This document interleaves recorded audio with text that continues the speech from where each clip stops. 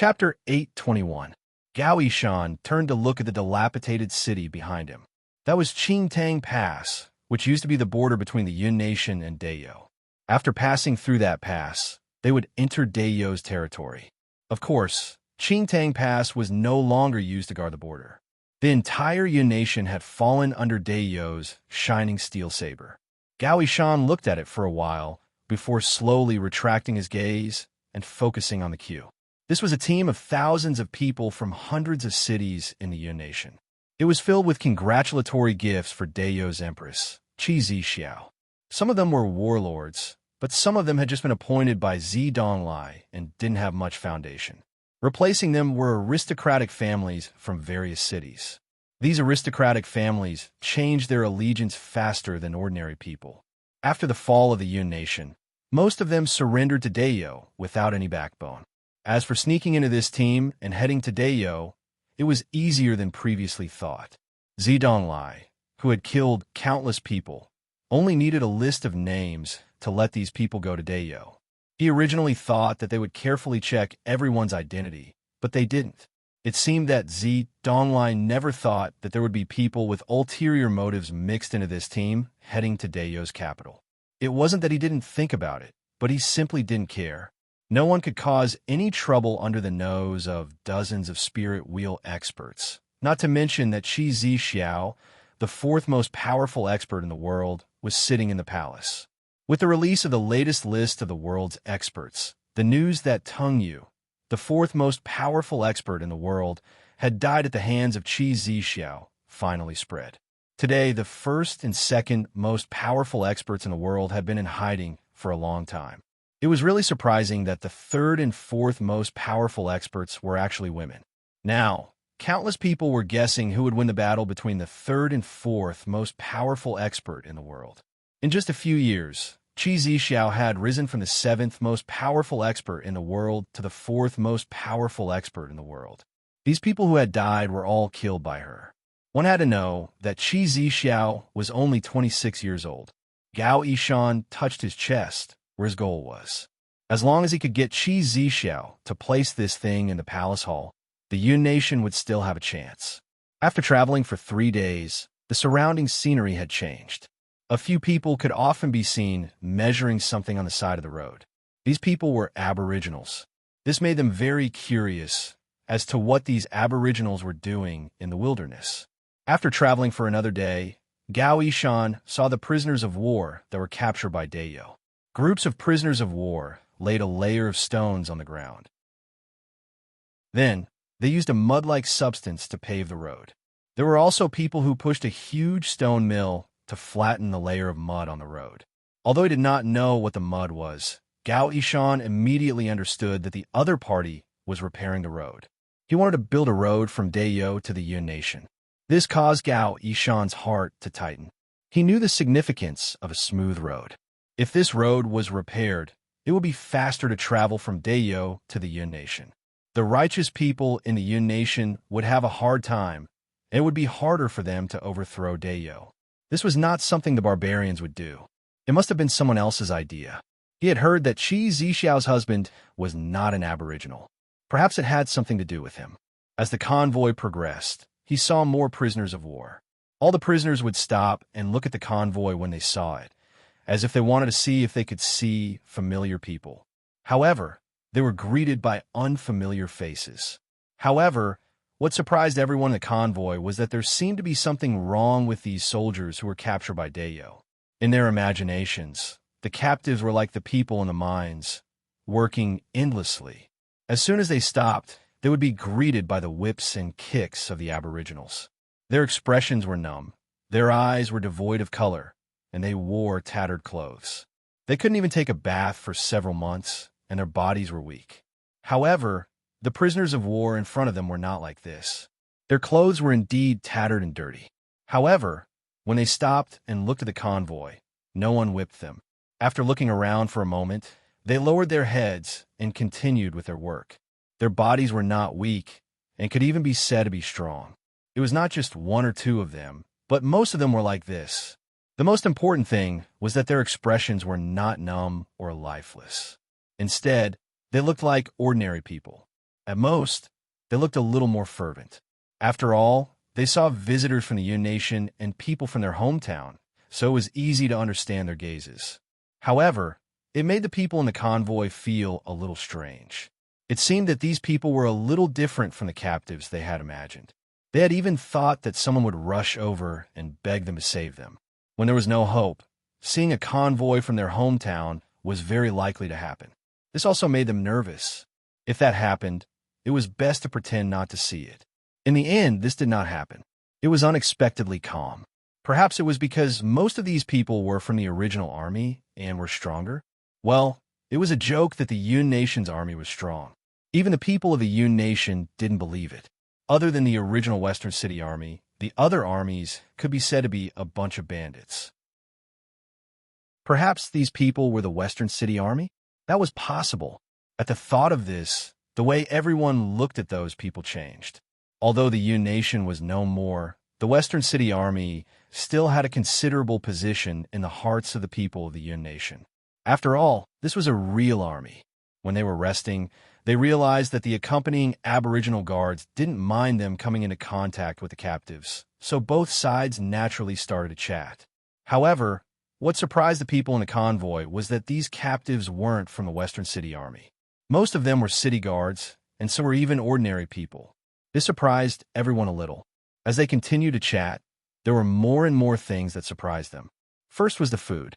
Their food was unexpectedly good. Every meal was meat and broth. Do you have vegetables? Can you give me some on account of us being from the same hometown? Less is fine too.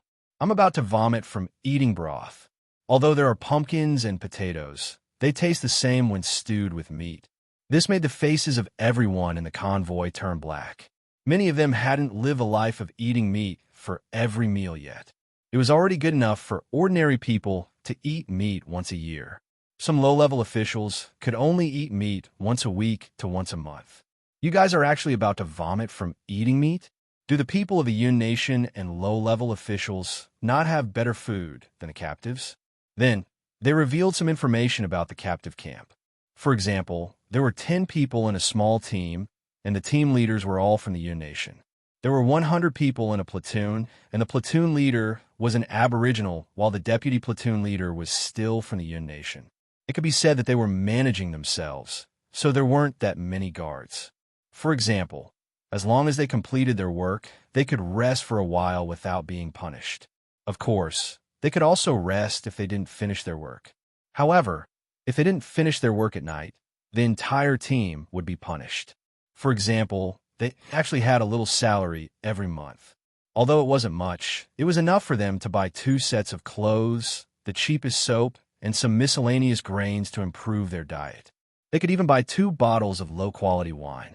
For example, they were held captive for 10 years. From the 3rd year onward, their salary would gradually increase, and after 10 years, they would be free.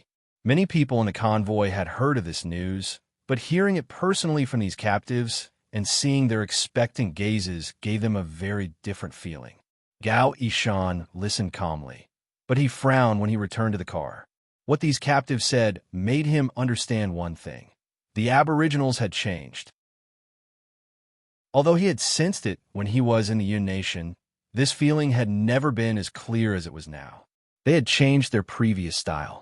They no longer only knew how to burn, kill, and plunder. Instead, they had started to use gentler methods to appease the people. The treatment of these captives was even better than that of many of the poor people in the Yun Nation. It was also much better than the people in the mines. He wasn't the only one who felt this way. Many people in the convoy also felt this way. However, the reaction of the people in the convoy was completely different.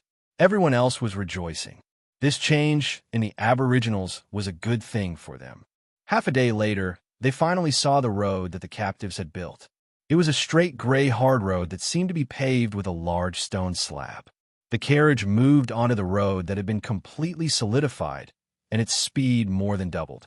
Everyone felt the speed of the convoy and was shocked by this road.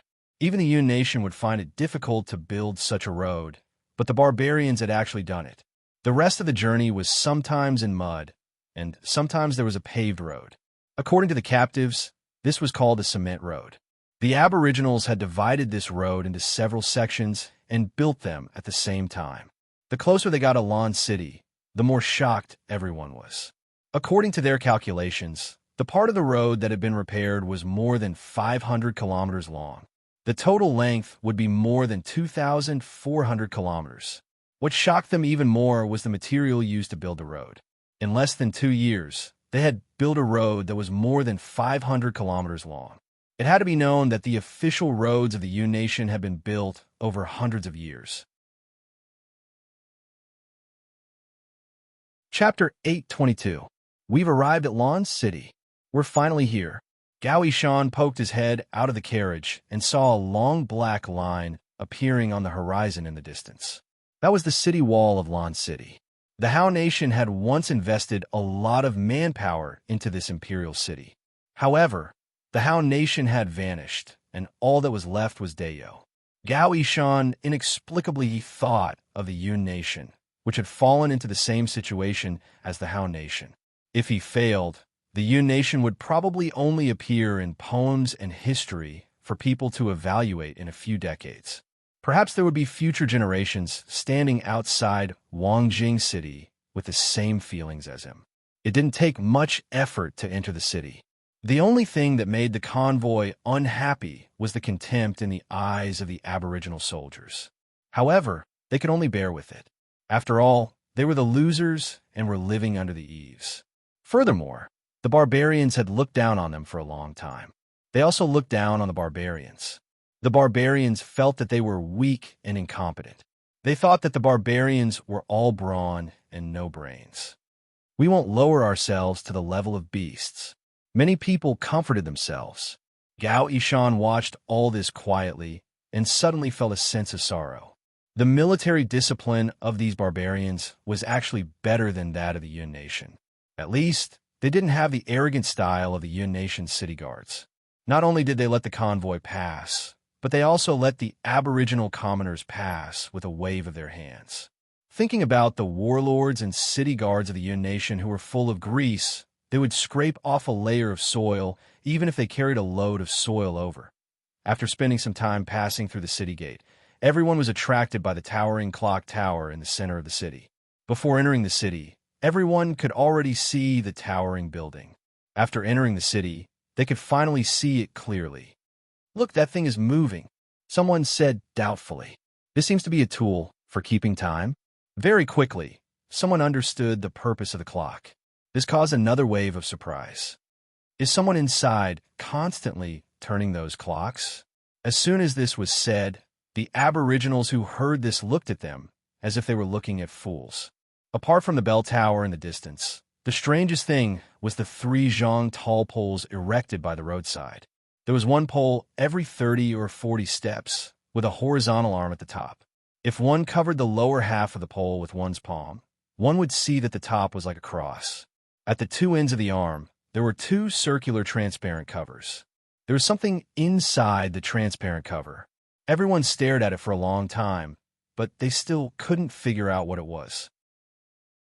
"It looks a little like ding ding," someone said in a low voice, immediately causing a small laugh. Many people began to wonder if it was a totem that worshipped reproduction. Although this world did not have such a concept, it did not prevent them from having similar ideas. At this moment, Rinpoche was standing in Qingxin Palace Hall. He had stayed in this place for a period of time and was very familiar with everything. No matter what happened on the outside, Qingxin Palace Hall seemed to always be the same. Lin Xiaola and the old woman. Looking at this quantifier, Rinpoche felt that Lin Xiaola's quantifier could only be counted as only. Now that he had returned to Earth and saw chinchillas sold in pet shops, he would subconsciously think that they were of the same species as Lin Xiaola. At the very least, that short and furry tail looked like one. Lin Xiaola's tail wasn't as long and slender as a cat's or a mouse's. Instead, it was swollen like a squirrel's tail. However, it was short and only reached the knee, which was more similar to the chinchillas on Earth. At this moment, Lin Xiaola was dozing off on the ground behind Rinpoche. The sunlight shone in from outside the door and warmed the ground, making it much more comfortable than sitting on a chair. He was called over by Librarian Lin. The old woman who hid him in the shadows on the second floor of Qingxin Palace Hall was like a Shaolin monk sweeping the floor in his heart. The last time he appeared was to bring the yang boosting technique. After returning, he tried to improve it further, but Librarian Lin only revised the first step, which was the part that he practiced. The further he went, the more difficult it would be. It would involve more aspects, and it would be very difficult to revise it. If he had used a human cauldron from the beginning, he could have continued to practice the later parts of the technique. Unfortunately, he practiced the modified yang boosting technique, which was no longer the same as the original. Recently, he had been hearing Tong Jinya brag about the few Earthwheel experts from the Yun Nation in the brothel, which made him itch. Perhaps those that Tong Jinya praised so much were the human cauldrons that were originally found for him. However, he thought about the Empress's vinegar jar. The higher the quality, the greater the danger. If he overturned them, in fact, there was nothing wrong with practicing the modified version. Rinpochian stood there in a daze for a long time.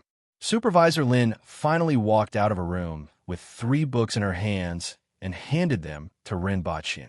She let out a weird laugh, sized him up, and returned to the second floor. Listening to this laugh, it sounded like a big boss villain. If it was someone with a bigger brain, they might have imagined that the big boss villain was hiding in the palace. On the surface, he was the director of the library, but he had been secretly engaged in illegal activities. Rinpochian flipped through the books and almost vomited blood. There were actually 3 erotic books. Why did Librarian Lin give him these things? Could it be that she felt that he had some misunderstanding about sex? After all, he was someone who had been baptized by a few TMNE teaching materials.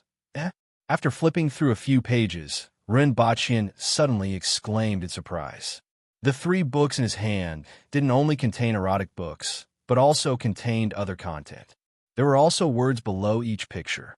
It seemed to be a dual cultivation technique. This thing could be had.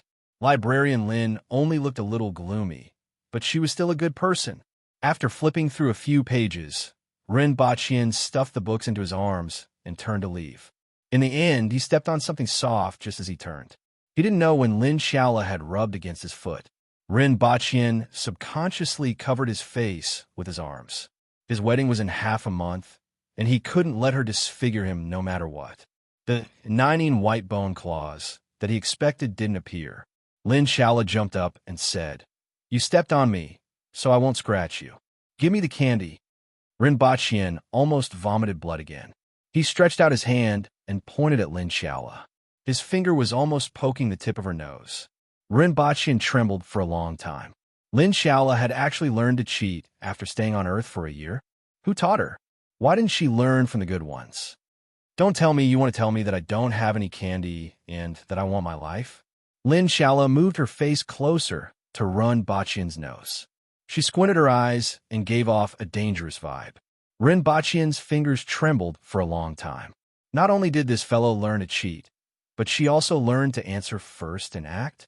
She wasn't like this in the past. After leaving Qingxin Palace Hall, Rinpochian cursed. He didn't expect that he would be cheated by Lin Xiaola one day. In the past, this lass used to sleep after eating and eat after waking up. Her IQ was equivalent to that of an 8-year-old. How did she suddenly change so much?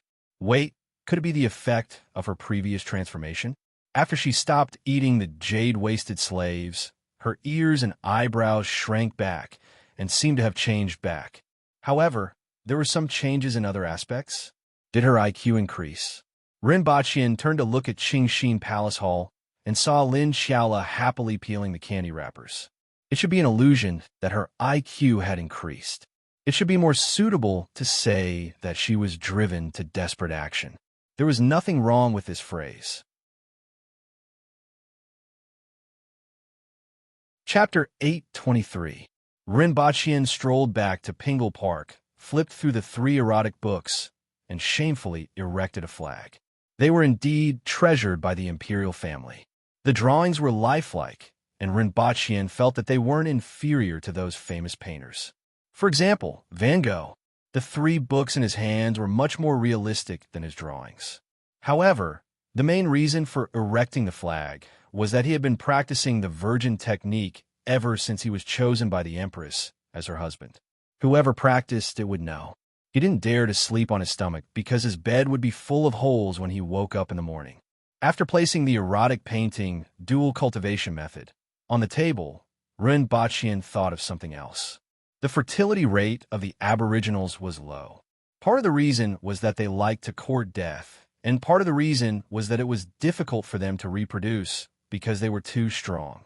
These 2 points were easy to understand.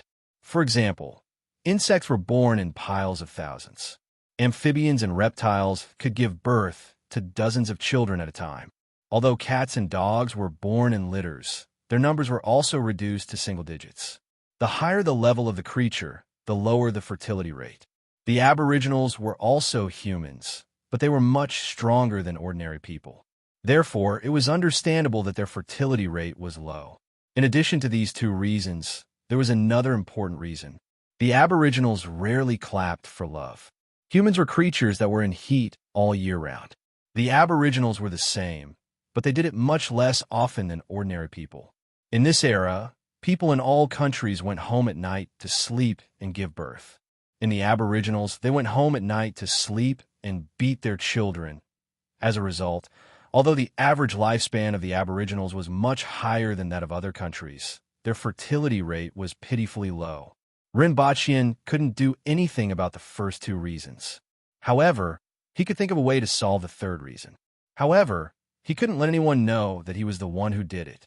100 years later, people would write, Rinpoche, the husband of the 3rd Emperor of Dayo, the Prince of Dayo, the founder of Black Bamboo Academy, the leader of ideas, and a famous physicist and chemist who opened a prelude to modern science and led the modernist construction of Dayo. In addition, he was also the inventor and advocate of pornography in adult education films. He made indelible contributions to the promotion of pornography and adult education films. He was known as an advanced educator. How could he be a human? Of course, this wasn't the most important thing. The most important thing was that the Empress found out. Rinpoche felt that it was better for him to be a person who only cared about helping others and not himself. In order to enrich the people's spare time, he should spare no effort and do good deeds without leaving his name behind. After making up his mind to be a good person, he placed the 3 books on the bedside table and headed to the Empress's palace. Along the way, he saw a few female officials instructing the maids to clean up the palace. Before the couple got married, the entire palace had to be cleaned up. Rinpoche entered the palace and saw the Empress sitting on the couch with a computer screen in front of her. She had cake in her left hand and wine in her right hand. Xianzhou was standing below her and said, Your Majesty, the people from the Yun Nation are here. There are more than 4,000 of them. Let the Ministry of Rights make the arrangements. The Empress waved her hand. Rinpoche immediately knew what was going on. He reckoned that Xianzhou was entrusted by Great Elder Shiqing. He immediately smiled and said, Your Majesty, haven't you seen the former emperor of the Yun Nation? Xianzhou turned around and gave him a grateful look. Logically speaking, the emperor of a country should be very interested in another loser after expanding his territory.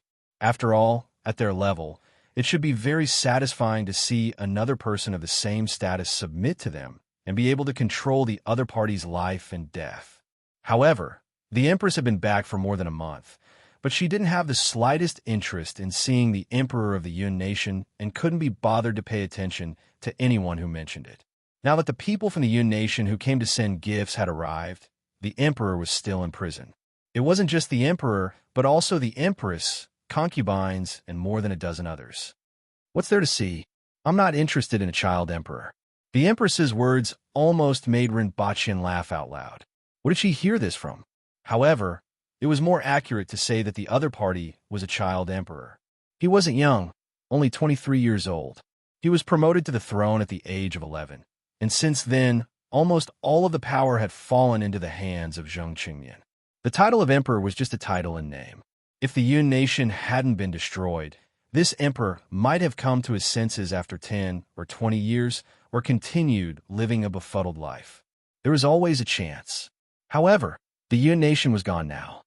You should go and see him. If he knows his place, find him a house in the city, and let him spend the rest of his life in peace. If he has any complaints, behead him and hang him on the city wall, the Empress said after thinking for a while. Isn't my status inappropriate? Rinpoche smiled bitterly. In any case, he was the emperor of a nation. How could he decide whether he lived or died? Moreover, thousands of people came to send gifts. Yet he was going to hang the former emperor on the wall? Just go when I ask you to. What's inappropriate about it? You are also Dayo's prince consort. The Empress paused for a moment when she said the last 3 words. I'm not interested in wasting my time on a child emperor. Rinpoche felt that the biggest reason was that he was fascinated by the Xinxia romance, magic fantasy, action ethics, and science fiction television series. How many episodes have you watched, Your Majesty? Rinpoche couldn't help but ask. 382 episodes. I thought you didn't like it? The Empress replied casually, leaving Rinpoche speechless. If he remembered correctly, 382 episodes were only halfway through. Rinpoche sighed, cupped his hands, and said, Your Majesty, I'll go take a look first and report back to you. Wait. The Empress suddenly thought of something and looked up. Your Majesty? I heard that his Empress is quite exquisite. Don't look at her. The Empress wrinkled her nose. No matter how beautiful she is, she can't be more beautiful than you, Your Majesty. Rinpoche cupped his hands and retreated. However, he was curious about how the Empress would talk to him alone. He wondered what the president was like. Were they locked up? Rinpoche asked Exainja after leaving the palace. In the prison of the Ministry of War. Exainja was wearing a pair of red metal-framed glasses and armor, which gave her a unique style. However, one of the lenses was cracked. Cracks covered half of the lens, but it was a miracle that it hadn't shattered. Noticing Rinpoche's gaze, Exainja replied calmly, I accidentally bumped into it while practicing martial arts. I remember making 10 pairs for you at that time. They were all broken, but this is the most intact one. I see. I'll bring more pairs for you next time. Thank you, Sir Ren. Exainja's face, which was as cold as the Empress's, finally showed some expression. She looked happy. He rushed to the Ministry of War with the guards. Why is Principal Ren here? Qin Xuan, Tong Jinya's lifelong enemy and a shameless old hooligan, was a little curious. After all, Rinpoche spent most of his time at the Ministry of Works and rarely came to the Ministry of War. The Empress of the Yun nation. Cough, cough, cough. Where's the Emperor? Rinpoche almost choked to death. Qin Xuan was shocked. He sized Rinpoche up and asked, Is it the Emperor or the Empress? It's the Emperor. Her Majesty doesn't want to see him, so she asked me to check on him, Rinpoche quickly replied. As the ancients said, the first sentence spoken is usually the truth. Qin Xuan grinned, as if he was happy to see a kindred spirit. Rinpoche was speechless. Chapter 824. The prison at the Ministry of War was left behind by the Han nation and hadn't been used for decades. This time, in order to welcome the Yun nation's emperor, it was specially renovated and covered with a new layer of straw. The prison was underground, and one could smell a musty and some other inexplicable smells when they opened the door. The original color of the iron door could no longer be seen, and its surface was covered with reddish-brown rust. There were a total of more than a dozen emperors and concubines of the Yun nation, and they were locked up in several rooms. In fact, it was enough to just send the emperor over, but Zidonglai was a rare good person and gave him a chance to reunite with their families. Since they had to be escorted anyway, they might as well pack up the emperor and his harem and send them over. When the iron door of the prison was opened, a ray of light broke through the darkness in the prison, and the people who were locked up woke up. The eyes of a young man in the prison lit up. This wasn't the time to deliver food. Who was it? Could it be that the Emperor of Dayo was willing to see them? Your Majesty, a woman beside the man called out softly. Her eyes were filled with apprehension, but she stood up and removed the straw from his hair. The woman wanted to get something from the man that could make her feel at ease, but she was disappointed. The man didn't pay any attention to her at all. It had been half a year since the emperor and concubines of the Yun nation were sent here. They originally thought that they would see the Empress of Dayo after they arrived, and that their lives would depend on her mood.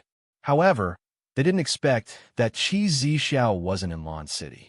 Everyone was locked up in this dark prison cell. For them, who had lived extravagantly since they were young, this was a torment worse than death. If there wasn't a glimmer of hope, many people would rather die than be locked up in such a place.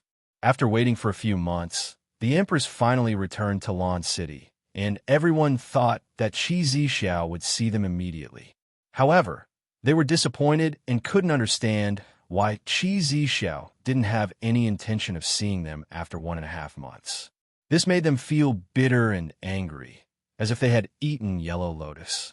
No matter what, they were still the royal family of the Yun nation. How could Qi Zixiao do this? How dare she? Was she really not going to see them? Not only did they not see Qi Zixiao, but even the officials who occasionally came to see them were gone. Every day, there would only be someone delivering food to them, and they seemed to have been forgotten. From expectation to disappointment, from anger to despair. However, with the sound of footsteps, their hopes rose again. As the old door in front of them opened, the emperor of the Yun nation saw a spontaneously glowing body. Even in the dim environment of the prison cell, the man's body was glowing. Is Qi Zixiao going to see me? The emperor of the Yun nation tried to keep his expression calm and maintain his last bit of dignity. If he had just been sent here, he would not have been able to do it. But after a few months, he could at least control some of his expressions. Rinpochian stood outside the door and looked at the two people inside. They were wearing gray inner clothes, which he reckoned were originally white. The fact that it hadn't turned black meant that they were treated better than him.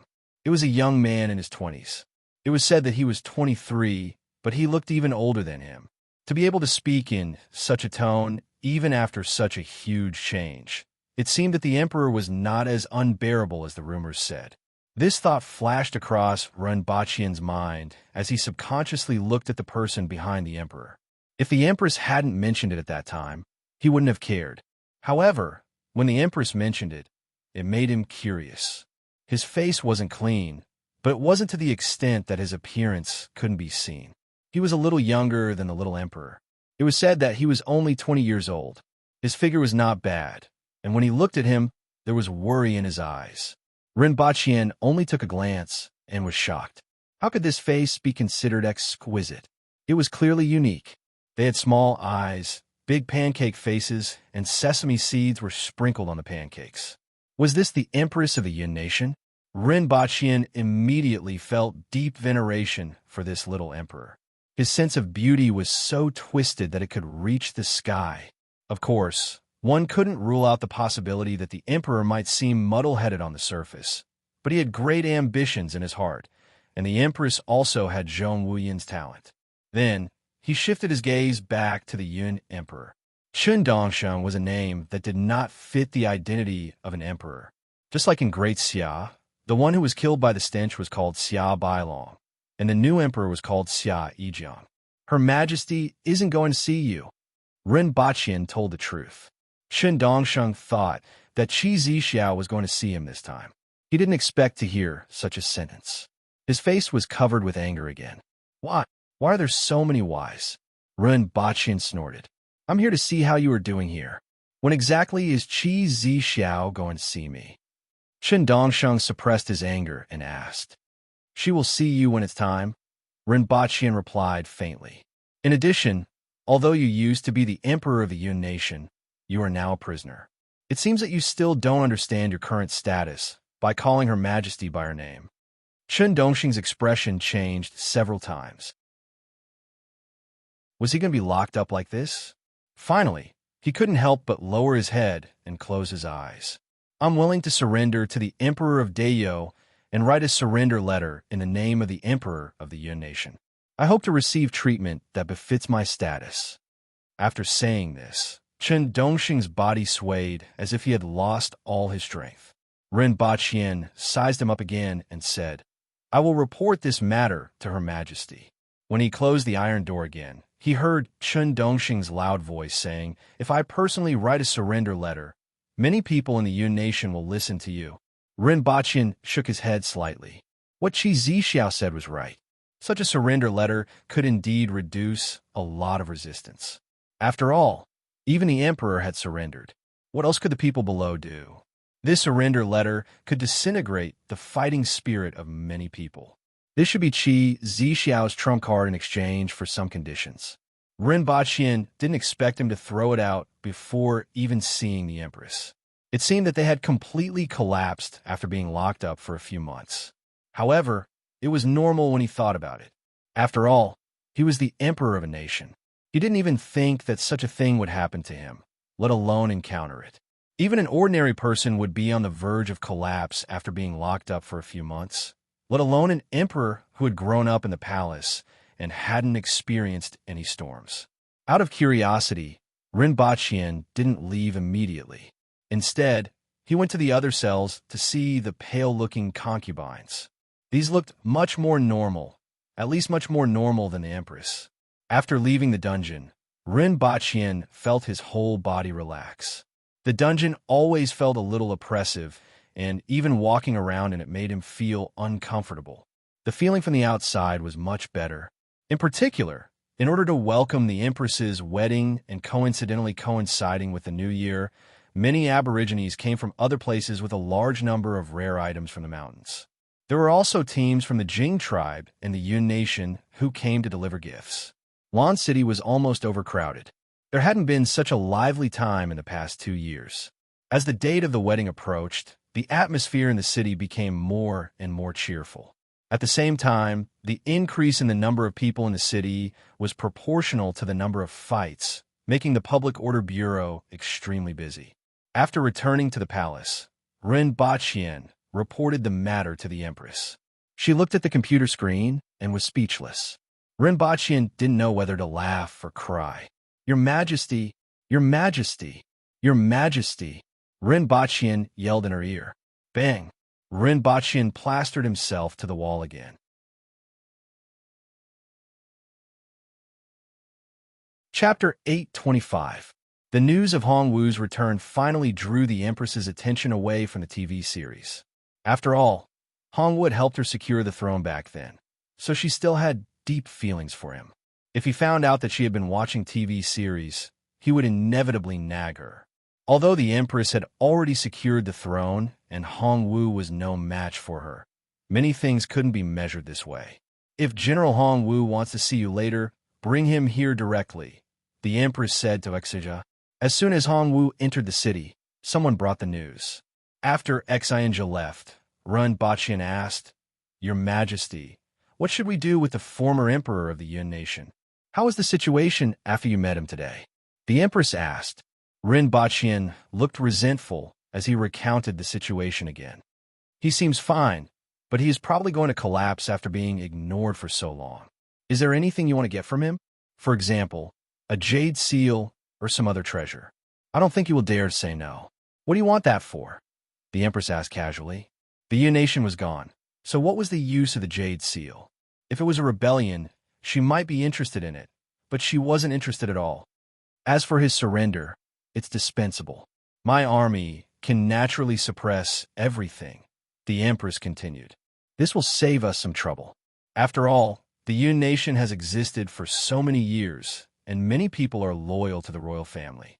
If he comes forward to surrender, it can break the fighting spirit of some people and save us some effort. It can also show your generosity, Ren Baqian said.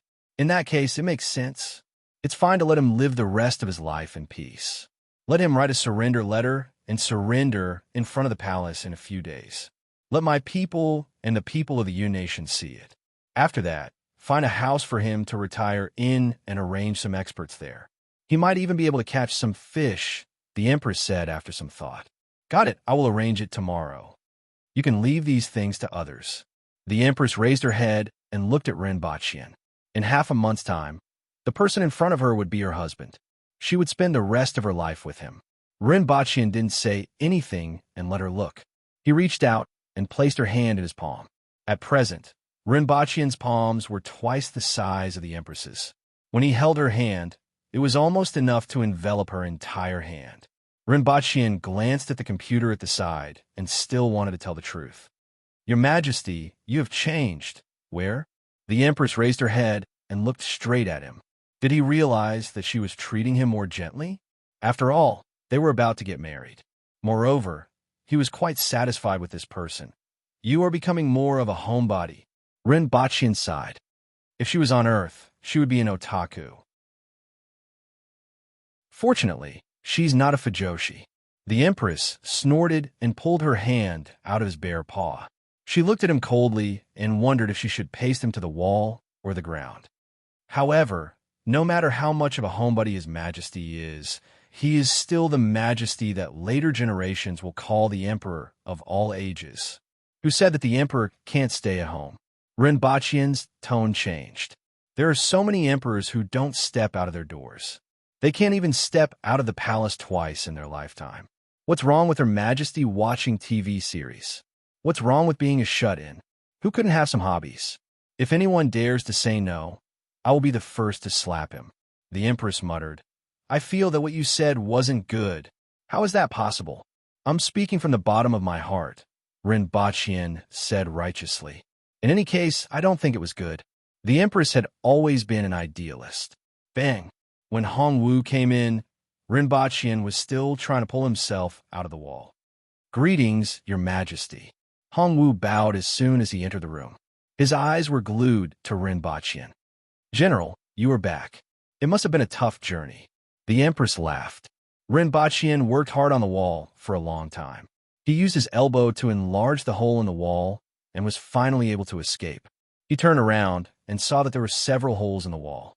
2 were from today, 1 was from yesterday, and the other 2 were from the day before yesterday. They were still blocked with wooden planks. The Empress's control of her strength was getting better and better. She didn't even feel any pain when she was pasted to the wall. Of course, it could also be that she was becoming more resistant to beatings. "I will ask the Ministry of Works to send someone to repair the wall," Rinpoche said faintly. "This palace is like a sieve." The Empress glared at him and said, "Aren't you the one who provoked me?" Her tone didn't sound angry. Both of them were used to it. Hongwu was in a good mood when he came to see the Empress as soon as he came back. However, after hearing the Empress's tone, he immediately felt unhappy. After Rinpoche left, Hongwu said, "Your Majesty, you are too accommodating to him." The Empress pursed her lips and smiled. She was suddenly very charming. "It can't be considered accommodating. I'm used to it." "Your Majesty, you have changed." Hongwu couldn't help but say, "You are the Aboriginals' Empress." The Empress was a little absent-minded after hearing 2 people say that she had changed in one day. However, Rinpoche was deliberately teasing her, and Hongwu was speaking from the bottom of his heart. "Everything in this world is changing," the Empress said faintly. In the past, she wasn't interested in men. Although she wasn't interested now, it wasn't bad to have someone to accompany her. In the past, she always felt that the palace was cold, but she hadn't felt that way for a long time. Ever since she chose her husband, she started to change. There were many more things in her life. There was one more person, more mechanical dogs, more television dramas, more comics, more desserts, more candies, more go to the other world every now and then, and more walking on the streets like an ordinary person. She didn't dislike such changes. Those television dramas were very interesting. Comics were also quite interesting. After thinking about it, the Empress smiled. Hongwu felt that he had never seen such a smile on the Empress's face before. He should be happy. However, when he thought of that fellow, his mood immediately turned sour. "How's the situation in the north now?" The Empress didn't want to talk about this matter and changed the topic. Although they could contact each other through the radio station, she still wanted to hear Hongwu's story. Currently, the flames of war are everywhere in Great Xia. 30% of the prefectures are in disarray, and Great Xia can't even take care of itself. Given the momentum of this disarray, even if Great Xia can suppress it, it won't be able to recover within 10 years. Not to mention, given the current situation, it's hard to say whether Great Xia can survive this ordeal. Currently, there are only 50,000 soldiers stationed at Tiesua Pass. If your majesty wishes, I can send troops to the north at any time. At this point, Hongwu asked, Your Majesty, do you have any connection with those rebels? There's indeed a connection, but it's not with me. It's with Rinpochian. The Empress shook her head. Those rebels still owe me 100 million taels of silver. Hongwu took a deep breath. 100 million taels of silver was equivalent to more than 10 years of income for Daeyo's national treasury. Subsequently, the Empress told him about the deal between Rinpochian and Suqing. In any case, Great Xia can be at peace this way. As for the money they owe, they shouldn't dare to renege on their debt. Hongwu suddenly realized why the news of Tianjing Basin being completely pacified hadn't been announced. They concealed the news of Tianjing Basin and then released a stink bomb in Great Xia's palace, forcing Great Xia to send troops to the south again. This caused Great Xia to be unable to make ends meet and increase taxes repeatedly. Following that, the disarray caused Great Xia to be unable to recover within 10 years, regardless of whether they won or lost. This method was truly amazing. Not only was there no worries in the north, but he was also able to devote all his energy to pacifying the Yun nation. If these things didn't happen, Great Xia would naturally be able to deploy troops to the south and secretly support the rebels of the Yun nation. Now, they were powerless even though they wanted to. Even though Hongwu didn't like Rinpochian, he had to admit that this method was really amazing.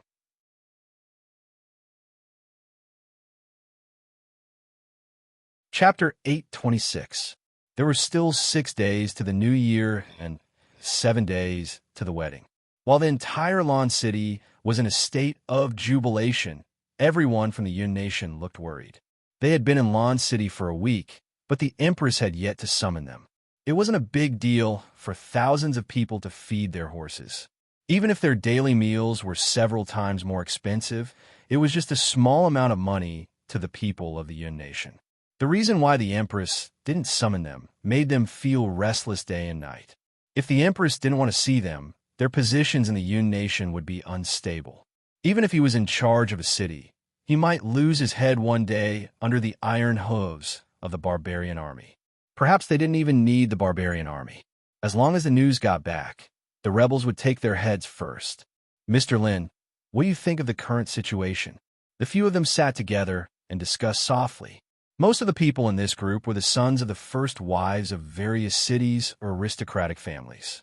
After all, the warlords had to deal with political affairs. Without the Empress's summons, they didn't dare to leave the city. On the other hand, the son of the first wife was of sufficient status. Not only could he express his loyalty, but he could also find no fault with him. Before coming here, every family had repeatedly reminded their sons not only to present gifts, but also to find a backer. When they came, they were also full of confidence, thinking that those barbarians had never seen anything good. As long as he took out some valuable treasures, the barbarians would be unable to move their eyes away. Even if it was a little painful, it was worth it no matter how much it cost. But after a few days, their hearts sank. The Empress didn't want to see them, and so did many of the ministers. They had gold and jewels in their pockets, but they didn't even have a way to send them off. At this moment, the few of them were gathered together to discuss countermeasures. The person who was addressed as Mr. Lin had a special status. He was Lin Mengsheng. Back then, he had tried his best to convince the warlords of the various cities to surrender, and his name was hung on the Empress's desk. This time, he had come along with everyone. Qi Zixiao won't even want to see us, right? These barbarians are really arrogant. A young man with red lips and white teeth said with a frown. The others frowned and moved further away from him. You must call him your majesty. Don't say what you shouldn't say. Otherwise, it will bring disaster to your Chun family. If you're courting death, don't drag us down with you. The few young men said coldly. The young man from the Chun family was taken aback. Seeing everyone's expressions, he recalled the Sure family's request and said unwillingly, It's my fault for speaking without thinking. We're all on the same side here. Don't spout nonsense. An earth wheel expert's eyes and ears are so sharp that ordinary people can't compare to them. They can easily distinguish the sound of a mosquito from dozens of meters away. Do you know how many earth and spirit world experts there are in Lan City? Lin Mengsheng asked faintly. These words were said with good intentions. Everything about them being on the same side was nonsense. If selling out the Chun family could stabilize the position of the others, they could tie up all the members of the Chun family and send them to the palace in less than a quarter of an hour. He didn't know if the Chun clan really didn't have anyone else, but they actually sent a disciple like this. Everyone had their own thoughts, and one of them said, "Not only does His Majesty refuse to see us, even those ministers refuse to see us. I've sent over a dozen name cards, but they've all sunk into the sea." Lin Mengsheng was well aware of what these people were doing. He simply said, "Her Majesty didn't summon you, and those officials don't know her intentions. Naturally, they won't meet you. Mr. Lin, do you have any good ideas?" Everyone looked at him. Lin Mingxing's wisdom was indeed extraordinary. If he hadn't contacted the warlords of the various cities, the destruction of the Yun nation would have been slower. However, all that was left of them now were bones hanging on the city walls. Before coming here, many of their families had instructed them to ask for Lin Mingxing's opinion. No matter how much credit he had made, he couldn't possibly be on the same side as the Aboriginals and would definitely stand on the side of the people of the Yun nation. There was no doubt about this. Just like how the people of Tianjin Basin thought of him back then, they also believed that he would definitely draw them over to his side and form a force that belonged to him. However, Lin Mingxing's starting point was much lower than that of Rinpoche. It was probably the difference between the 18th floor and the basement. Everyone thought that Lin Mengsheng would be chosen, but the Empress hadn't summoned him yet. His treatment was no different from theirs. "Wait," Lin Mengxing said. In fact, he was also guessing the Empress's thoughts and had some ideas, but he didn't say them out loud. Everyone had different expressions. It was the word "wait" again. This Lin Mengsheng was nothing more than this. Along the way, everyone agreed that he was quite intelligent, but they didn't feel that he was much worse than them. At this moment, it seemed that he was just as helpless as they were. While everyone was thinking about their own thoughts, there was a sudden sound of hurried footsteps outside. A young man who looked like a servant rushed in and said, "Young masters, Mr. Lin, the Empress has written a letter of surrender and surrendered." Everyone immediately understood that this was the former emperor of the Yun nation, their former boss. Lin Mingxing's eyes lit up. "When did this happen?" "It's on the way to the palace now, and the people outside are spreading the news. We can still make it if we go now." A smile appeared on Lin Mingxing's face. "I think Her Majesty will summon us tomorrow." "How do you know, Mr. Lin?" someone immediately asked. There were also some who had a pensive look on their faces. The emperor of the Yun nation had been kidnapped for more than half a year, right?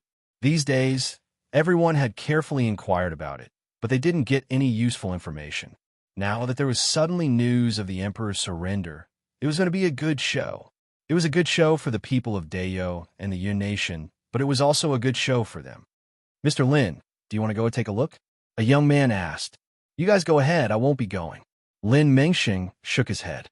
This was a carnival for the Aboriginals and the end of an era. From now on, the Yun nation would completely become history. No matter how much he hated Chen Dongsheng and Zheng Qingmian, he was still a citizen of the Yun nation. Afterward, everyone dispersed in twos and threes.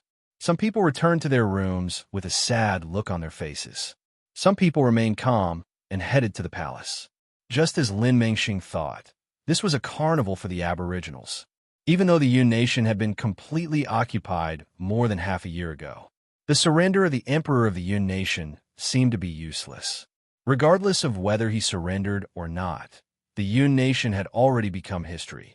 In fact, in the hearts of many people, the emperor of the Yun nation represented the Yun nation. The surrender of the emperor in front of the palace meant that the Yun nation had completely surrendered. Run Baqian accompanied the Empress as they stood on the tower of the palace. He made way for her and looked down at the man below. He was now wearing the attire of the emperor of the Yun nation.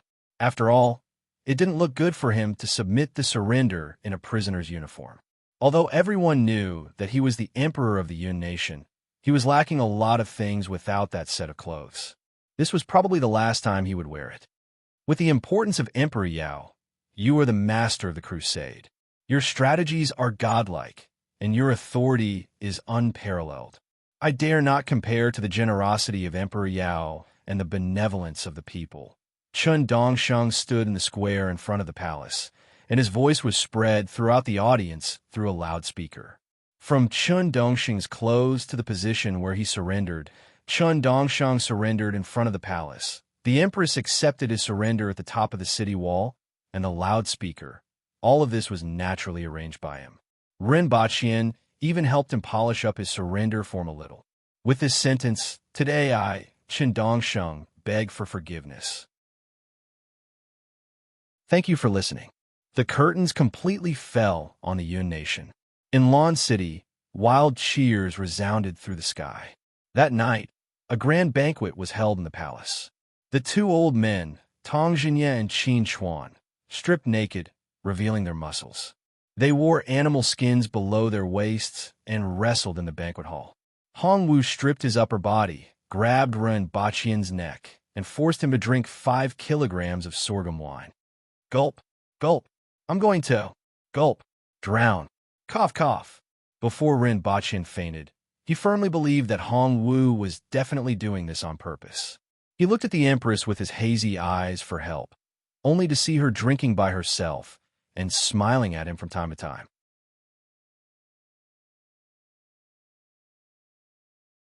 Chapter 827. Oh, Ren Baqian felt like his head was going to explode. His memory stopped at the scene where Hong Wu pinched his face and forced him to drink wine. He didn't know anything else after that. He couldn't say that he didn't know anything, but his memory seemed to be mixed with other things. It was as if he was sent back while he was in a daze. He couldn't remember who sent him back. He only remembered that it was a woman who had a fragrance on her body. That fragrance made him feel like he was on fire. What happened after that? Was it a dream? Ren Baqian opened his eyes and was surrounded by darkness. His head hurt like hell. He staggered to the table and saw a bowl of green vine soup on it. Gulp, gulp. In less than 10 minutes, Ren Baqian felt as though his brain matter had been glued back together using 502 glue. He heaved a long sigh and cursed. Old B****. He inadvertently smelled the fragrance in the room again. It reawakened something in his memory. The Rui visualization greatly improved his memory, thinking ability, and willpower, but the price was that he couldn't dream anymore. Therefore, the vague memory he had when he woke up was definitely not a dream. Ren Baqian sat on the bed and recalled carefully. There was indeed someone who sent him back. It was indeed a woman who had a faint fragrance on her body. Then he hugged her, kissed her. He even stretched his hands out from under the armor. The armor was quite elastic, probably because the iron plates were connected by animal tendons. Huffed. Ren Baqian's eyes widened, and he almost vomited blood. Armor? Armor. Xianja. The only woman in the palace who wore armor was Xianja. What the F***CK? Ren Baqian was dumbfounded. Fake wine is harmful. I will sue you until you go bankrupt. If I can't win, you will be even more miserable. Do you believe that I will tear down your winery? What have I done? In an instant, Ren Baqian's heart rate soared to 220, and his blood pressure soared from 80 to 150 to 160 to 300. He couldn't stop even if he stepped on the brakes. With a face full of panic, he carefully recalled what had happened last night. It was still the same thing he had thought of just now. He had even grabbed 2 softballs, and the person in the dark actually did not resist.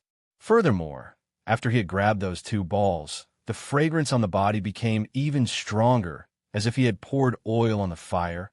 And then, there seemed to be no then.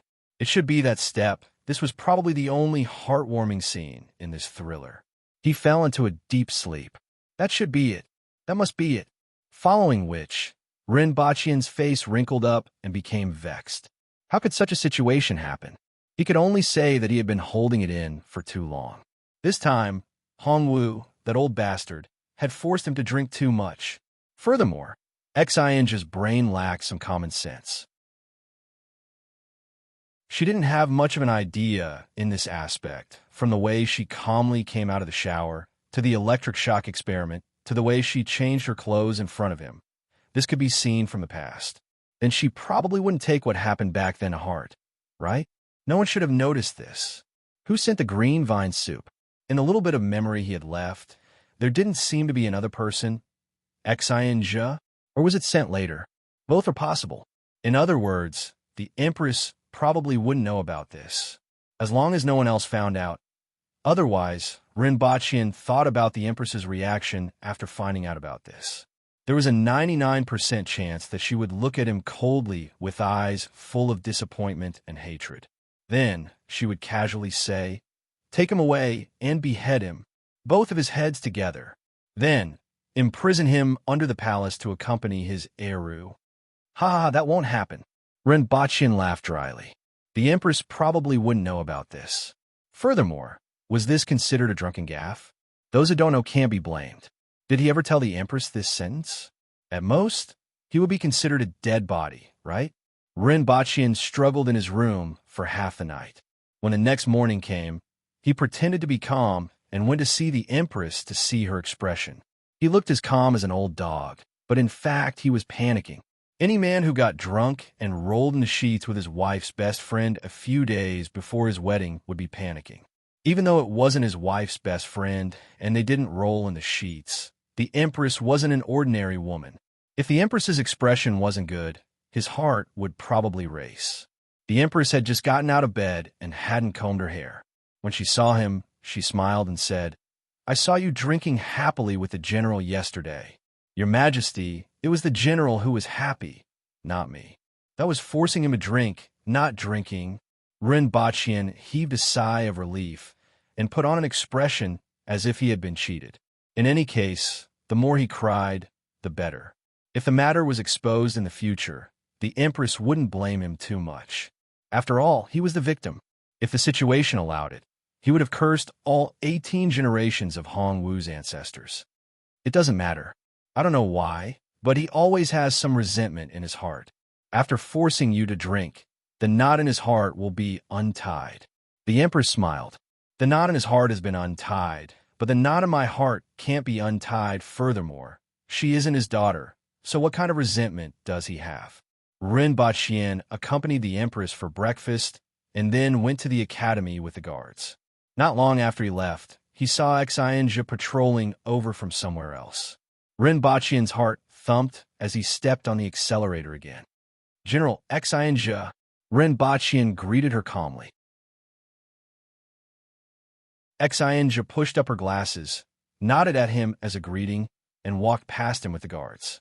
Seeing that Xinja wasn't acting strangely, Rinpoche was finally relieved. He sniffed the air and found a faint fragrance that was the same as the one from last night. It was indeed the smell of Xinja. It was indeed her. Fortunately, it was her. If it was someone else, he would have fallen into a trap this time. However, why was it Xinja who sent it back last night? Or could it be that Xinja was actually here to deliver the green vine soup last night, and what happened afterward happened? She wasn't responsible for either of these things. She was the dignified commander of the Imperial Guards. Whether it was to send him back or deliver the soup, she shouldn't be the one. Rinpoche couldn't figure it out and didn't want to think about it anymore. In any case, he was safe this time. Fortunately, he was getting married in 6 days. At that time, his days of being a virgin would finally come to an end. In the future, he wouldn't let this kind of thing happen even if he went to a healthcare center or a clubhouse. After Rinpoche left, Xinja took a turn and went to patrol the palace walls. She looked at the side of Rinpoche's face and blushed. Rinpoche didn't guess wrongly. Last night, she went to deliver the green vine soup. When she met the female official who delivered the green vine soup, she sent her away and delivered it to Rinpoche. She wanted to ask if the electric shock test was still going to be carried out. However, Rinpoche was drunk and unconscious. She wanted to help him up and make him drink the green vine soup, but she didn't expect his hands to wrap around her body. It was as if they had a magical power that made her feel hot all over. In particular, when his hands pushed open the gap in the armor and reached out from below, it felt somewhat similar to the electric shock test, This feeling made her feel very strange.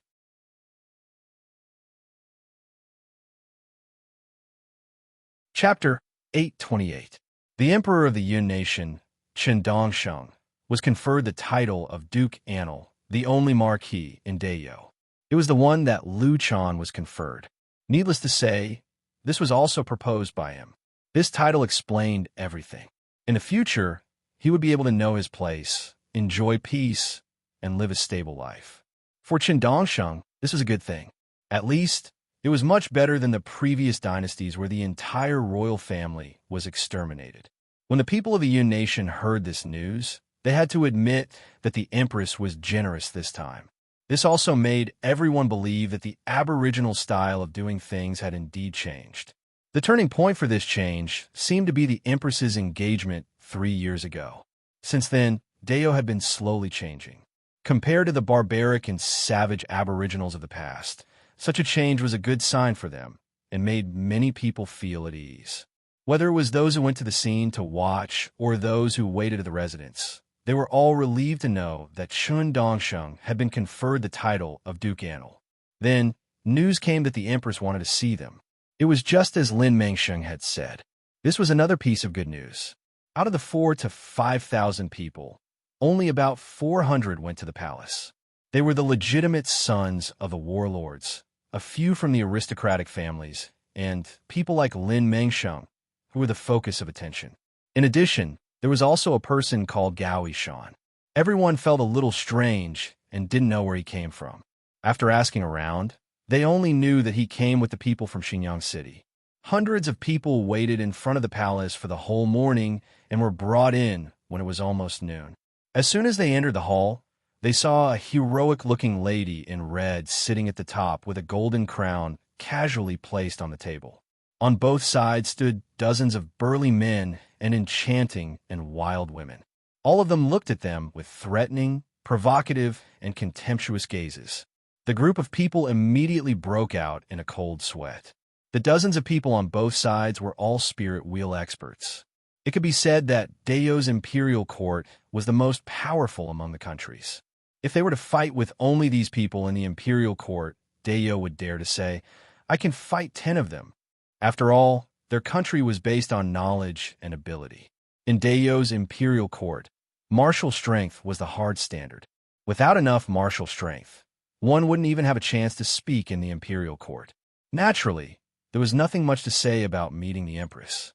It was nothing more than a show of loyalty. Then, the Empress encouraged everyone in a good mood, saying that a wise man submits to circumstances. As long as they stabilize the situation in the Yun Nation, serve loyally, and carry out the orders of the imperial court, they would be able to sleep in peace. Rinpochian had already repeated this a few times. Given the Empress's character, she couldn't be bothered to remember such things. However, her memory was much better than an ordinary person's. Even if she didn't try to remember, she could still roughly remember what Rinpochian had said. After Rinpochian was done, the Empress said faintly, "Lin Mengsheng, step forward." "Your Majesty, this commoner is Lin Mengsheng." "Greetings, Your Majesty." Lin Mengsheng stepped forward. Previously, when he met the Empress, he had thought about whether he should say something along the lines of unifying the martial world for thousands of years. However, after thinking about it, he felt that it was better to say less. After all, Dayo was different from the Yun Nation. If he said the wrong thing, it would give people a frivolous impression. It was better to keep his mouth shut. "Yes, you're Lin Mengsheng." The Empress carefully sized up the young man, who was about 30 years old. He had a fair face, a short beard, a handsome face, and a pair of starry eyes. Lin Mengsheng could be considered a handsome man in the Yun Nation. Even in Great Xia, he was extremely attractive. Unfortunately, the aesthetic standards of the Aboriginals were a little distorted. Many people curled their lips and commented, "He looks like a gigolo and is as thin as a chicken." You are a smart person. You have done a good job and made a great contribution. Although you think that the Aboriginals are barbarians, we also reward meritorious deeds. What reward do you want? If it's an official title, I can reward you with a rank 6 official rank. If it's gold and silver, I can reward you with 100,000 taels of silver. If it's anything else, I can reward you as long as I can afford it." The Empress said faintly. Now that the family was rich, the Empress was confident enough to reward him with 100,000 taels of silver. Moreover, Lin Mingxing's merit was convincing dozens of warlords to surrender. If he was in another nation, he would be rewarded handsomely and be given a noble title. However, when the Empress said this, the eyes of the people in the Yun nation turned red. After joining Dayo, the warlords of big cities were only rank 6 officials, and the warlords of small cities were only rank 7 officials. A rank 6 official was equivalent to a warlord of a big city. The Empress wouldn't let him take charge of city, right? As for 100,000 taels of silver, it was a huge sum of money for the aboriginals, but it was nothing for the big aristocratic families, let alone the cities. "I thank your majesty for your kindness. I'm not keen on official positions and wealth. My teacher has recommended me to be an official many times, but I have always rejected him. I heard that there are official schools in Dayo. I wonder if I can work in one of them? With my knowledge, I should be qualified to be a teacher in any of the official schools," Lin Mengsheng said calmly, looking like a scholar. "Oh, are you referring to the Black Bamboo Academy?" The Empress was slightly surprised and raised her voice a little. "After I came to Lan City, I have heard of the Black Bamboo Academy many times and yearned for it. I wonder if I can exchange my reward for a teacher position in the Black Bamboo Academy. I dare not say that I am knowledgeable, but I have studied the books of sages for 20 years and am competent to teach some simple disciples. Furthermore, I have wanted to be a teacher since I was young." The Empress knocked on the golden table in front of her and carefully looked at Lin Mengsheng, who was standing below, as if she wanted to see into his heart. Lin Mengsheng looked indifferent, and his eyelids drooped slightly. After a while, the Empress smiled and said, "Since you have this intention, I will agree to it." "Thank you, Your Majesty." Lin Mengsheng cupped his hands. Then the Empress looked at another person. It was an old man in his 60s who looked like an immortal. "You are Gao Shan. You said that there is a treasure that can stabilize fate and allow Dayo to prosper for tens of thousands of years?" The Empress asked faintly. "Yes." Gao Shan took a step forward. Afraid that the Empress wouldn't understand, he explained the so-called fate and said, "This is an ancient treasure. After my ancestor obtained it, he kept it secret. I am willing to offer it to Your Majesty to bless Dayo. I only hope that Your Majesty can treat the people of the Yun Nation well." Gao Shan had already deliberated carefully before coming. The theory of fate had existed since ancient times. All emperors cared about suppressing the fate of a nation. Furthermore, he said that he hoped the Empress would treat the people of the Yun Nation well and create an image of himself as a compassionate person. Regardless of whether the other party completely believed him or not, it was better to believe it. "Ha! The Yun Nation is already dead, and you're telling me that fate can be stabilized?" The Empress sneered. "Take him away and behead him."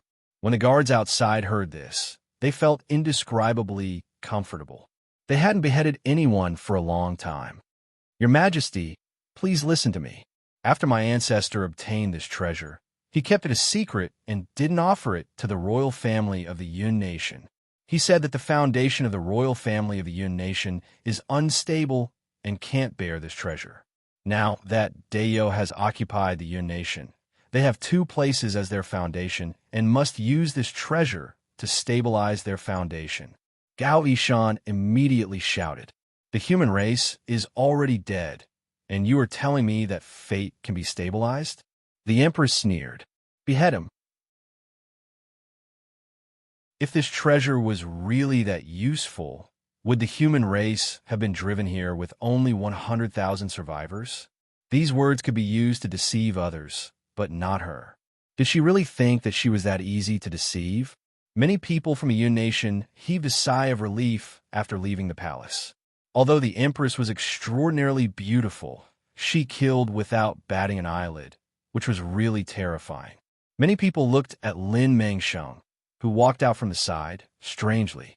He didn't want to be a rank 6 official, but instead went to an academy to be a teacher.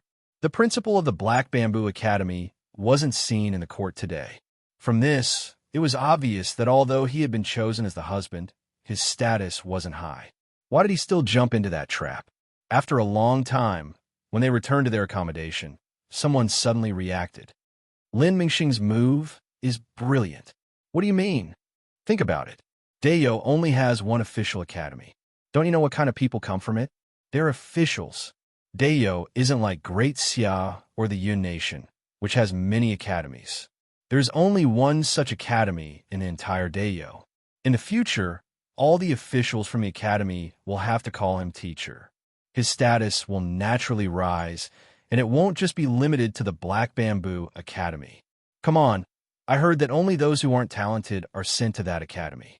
The only teacher is the principal of the Black Bamboo Academy. Other than him, everyone else is a student. It's clearly a place for idling around. In my opinion, his goal isn't to be a teacher, but to be that person above. Another young man pointed to the top of his head. Think about it.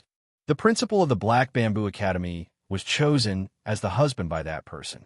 It can't be because he is good at fighting, right? In that case, it's likely that he has some knowledge and that person took a fancy to him. Dayo is a place full of barbarians. As long as one has some knowledge, he will immediately pull away from the others.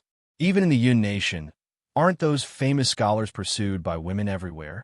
I heard that the principal of the Black Bamboo Academy isn't that good either. It's probably because of this that person took a fancy to him. As for Lin Mengsheng, it's likely that this is his intention. Lin Mengsheng looks much better than Rinpochian, right? You have seen Rinpochian in the crowd these past 2 days, right? He doesn't look amazing and looks like a barbarian. Lin Mengsheng looks valiant, and his knowledge is incomparable. What does Rinpochian have to do with him entering the Black Bamboo Academy? The young man had a lecherous smile on his face. His words were scorching, as if it was the truth. However, his voice was very soft. There are 6 days left until that person's wedding, someone reminded him. So what if it's a wedding? The emperor still has 3 palaces and 6 courtyards. Which one of them doesn't have many concubines? Even though that person is a woman, she might have a gigolo. Would Rinpochian still dare to control her? Perhaps she could even replace him, and that person would rise to the top. With that person's looks, status, and strength, she wouldn't have lived in vain even if she were to become a gigolo. The more they thought about it, the more they felt that this possibility was very likely. Otherwise, why would Lin Mengsheng want to become a teacher at that academy instead of a rank 6 official? If he wanted an official position, he would most likely be sent back to the Yun Nation. He would only have a chance if he stayed in Lan City.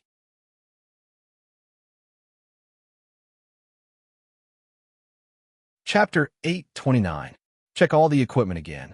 Rinpochian was inspecting a factory on the west side of the city. On one side of the factory were several warehouses that were piled with large amounts of coal and charcoal. On the other side was a row of steel machinery. At this time, hundreds of workers were busy in the factory. Apart from that, most of the third-year students were also helping to inspect the site. As time passed, orders were passed down one by one. Light the fire, pull the brake. When the final order was given, everyone looked nervous. This was the power plant of Lan City. After preparing for 2 whole months, today was finally the last moment. Without letting the crowd wait any longer, as soon as the switch was pulled, the street lights in the courtyard lit up almost at the same time. From near to far, from the power plant to Lan City, the light spread into the distance like a drop of dye in clear water. When the top of the city wall was lit up, the people in the power plant finally burst into cheers. Cheers filled with excitement. He had finally succeeded. Although it had been tested before, it had always been on a small scale outside the city. Today was the first time it was operating at full power and lighting up the entire Lan City. Looking at the brightly lit Lan City in the distance, everyone felt a sense of accomplishment and satisfaction. It was about 7:30 in the evening, and the sky wasn't completely dark yet. There were still many people hurrying along in Lan City. After a busy day, the commoners had just finished their dinner and were preparing to eat, sleep, and play with their children. Suddenly, the entire city lit up. Beihong District, Julian District, Shuaboping District, Eagle Beak Cliff District, Gujiazhai District, Wadaga District, Whitestone District, Sherhu District, Yiwala District. One after another dark areas were lit up. Many people did not know what was happening. They walked out of their houses and found that the top of the poles that had been erected in the past 2 months were all lit up.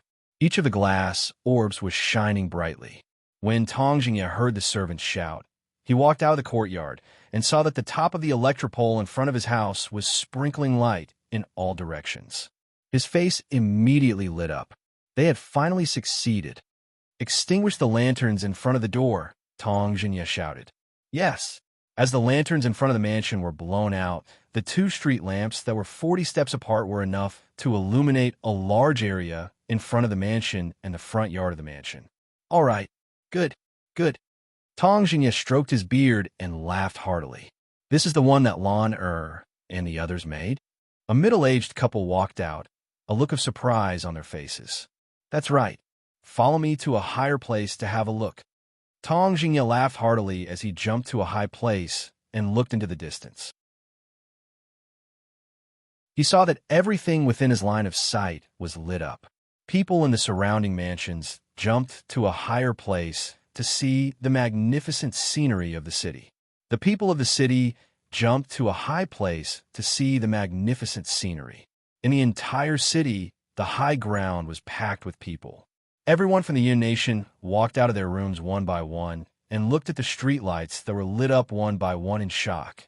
Previously, they were curious about what these vertical poles were.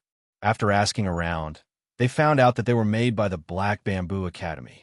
At that time, everyone was secretly laughing. They didn't expect these things to light up. How many of these poles were there in Lan City? Of Tong of the city was. Was this brightly lit city the barbarians' imperial city that was covered in dust? Most of the people from a Yun Nation had been looking for a backer these days and didn't include him in their plans. Of people. Of the people. Of them. After all, he wasn't aboriginals. However, after witnessing this scene, many people wondered if they should pay a visit to the Black Bamboo Academy. Even if they couldn't rely on the Black Bamboo Academy as a backer, it would be good to learn from him how he did it. Unknowingly, the common people began to walk on the streets. The aboriginals from other places also joined the crowd in surprise. The city, which was usually dark at night, was brightly lit at this time. Waves of cheers were heard from the crowd. There were also shouts like, "Climbing the lampposts is strictly prohibited. Violators will receive 10 lashes. Jumping on the lampposts is strictly prohibited. Violators will receive 10 lashes. Damaging the lampposts is strictly prohibited." That night, the Public Order Bureau and the Wing Cavalry were also dispatched, loudly preaching the regulations that they had memorized. At a certain street corner, a group of Jing tribe people stood there and watched with yearning in their eyes. The sound of an eru rang out, and a beautiful girl sat on the ground with a joyful expression on her face, playing cheerful notes. She had adapted the music from the Jing tribe's music, and it had a different flavor when played with the eru. The Empress stood on the palace wall with her hands behind her back and looked down with a faint smile on her face. This was a big deal. It was a big deal for the whole of Dayo.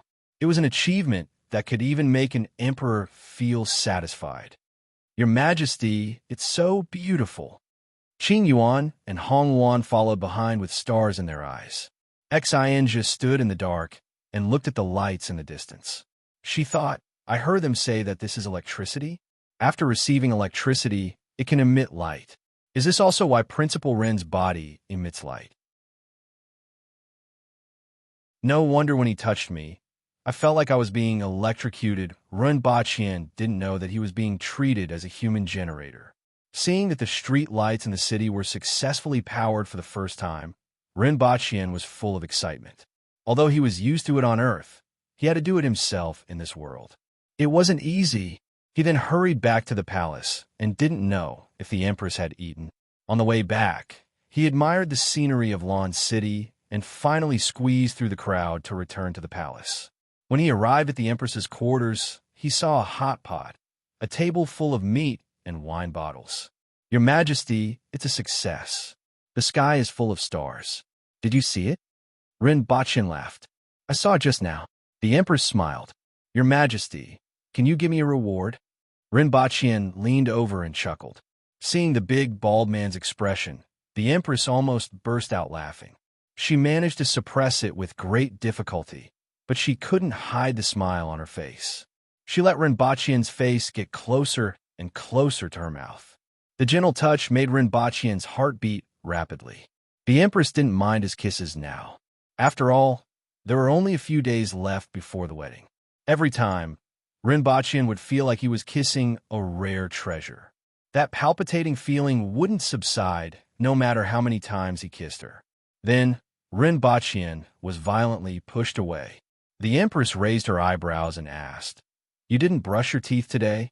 Rinpoche calmly analyzed and thought about it carefully. He realized that he had forgotten to brush his teeth today. How can that be?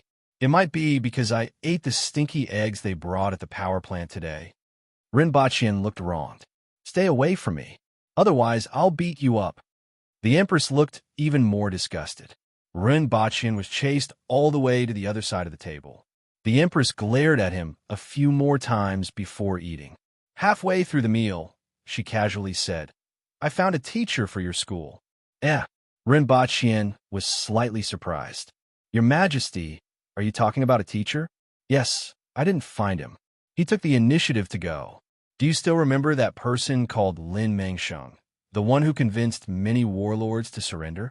I promised to reward him with a rank 6 official position or 100,000 taels of silver. However, he said that he wanted to be a teacher at the school, and I agreed. It's him? Why does he want to go to the school? Rinpoche was surprised. He then laughed and said, No matter what, he can go if he wants to. It just so happens that I'm too busy alone, and it's good to have another teacher. However, he has to start learning how to read. Well, you can arrange it as you see fit. The Empress thought about it and told Rinpoche about the treasure that could stabilize the fate of the nation as a joke. Rinpoche laughed heartily. If there really was such a treasure, would the human race have been driven to this desolate place? Rinpoche then asked seriously, How did you deal with that person? He might have evil intentions. Earth also has feng shui and fate. It can gather and naturally disperse fate. We conquered the Yun nation, and he came to give us a treasure to stabilize the fate of the nation. No matter how I think about it, there's something fishy going on. Behead him, the Empress said faintly. Rinpoche was silent for a while and smiled. This is indeed your Majesty's style. He then mimicked the Empress's tone and said, Take him away and behead him. Pow! The Empress used her chopsticks to hit his face with a large piece of beef. The two of them chatted and laughed. After dinner, the Empress poured him a glass of wine and said, I will pour this for you. This is your merit for making the nights in Lan City no longer dark. Thank you, Your Majesty. Rinpoche smiled. Do you want any other rewards? The Empress asked again. Can we talk about it in a few days? Rinpoche asked with a smile. No, you have to say it now. The Empress looked at Rinpoche's expression and subconsciously felt that she couldn't agree to his request. Rinpoche grinned. He wanted to bring it up on the night of the wedding, but unfortunately, she didn't agree. When we return to Earth, we still have to hold a wedding. The customs on Earth are different from those in Dayo, and there are some things that Your Majesty must endure, Rinpoche said after thinking for a while. His hometown wasn't bad and didn't have the bad habit of disrupting weddings. However, the weddings on Earth were still different from those in this world. He didn't want the Empress to suddenly flip out because of something. Even the simplest tea ceremony would be a problem.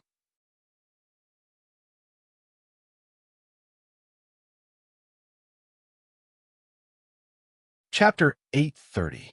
Rinpoche felt that he should at least receive an award for being at work 5 days before his wedding. If he had been this diligent when he was working on Earth, he would have been promoted and married a rich and beautiful woman, of course. He was also getting a promotion and a rich and beautiful woman now, but there was no comparison. He reckoned that there was no one else in the world who was more qualified to be addressed this way than the Empress.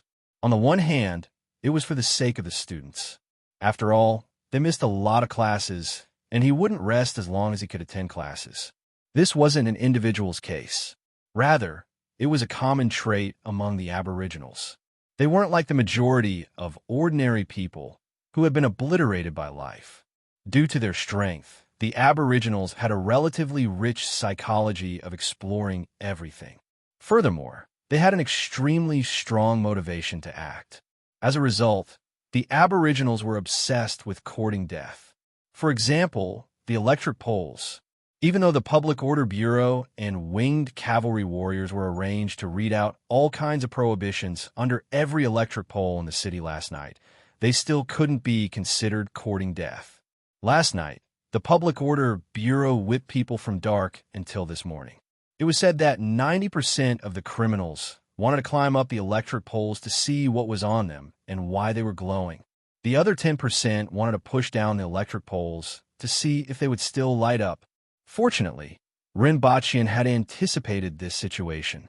Well, it couldn't be said that he had anticipated it. In Lon City, there were so many Cardinal Heaven experts and Kismet Heaven experts. These people could fly up to the telephone poles and stand on one leg. In order to prevent electric shocks, Rinpoche deliberately buried all the electric wires underground. Otherwise, today's news would be that hundreds of people had been electrocuted, and the smell of meat in Lon City would linger for at least 3 days. In any case, digging pits and burying wires was easy. The Aboriginals had great strength, and even without an excavator, they could still do the work of 10 Aboriginals.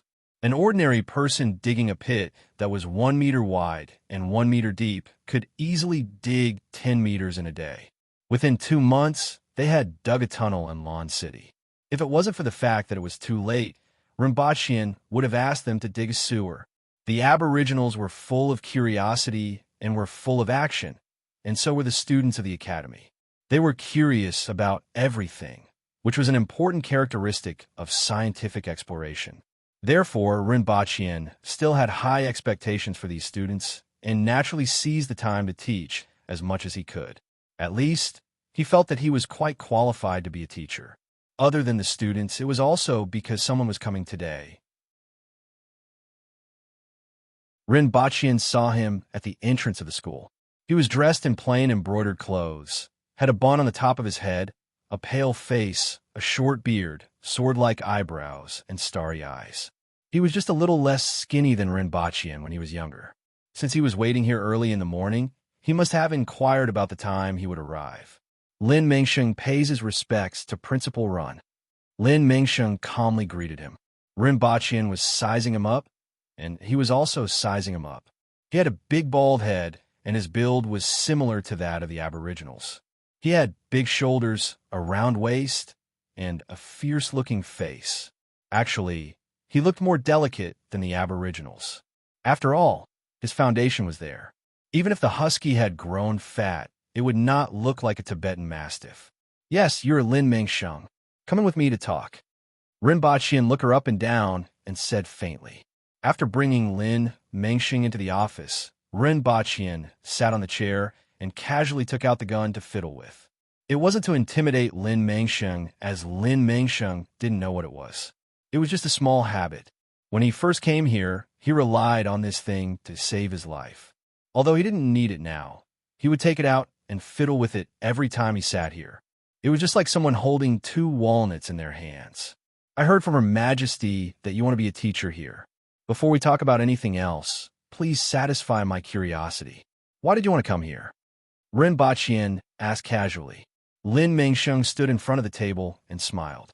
If I said that I wanted to teach and educate people since I was young, would you believe me? What do you think? Rinpoche looked at him playfully. Teaching and educating people could be done anywhere. Why do you have to come here?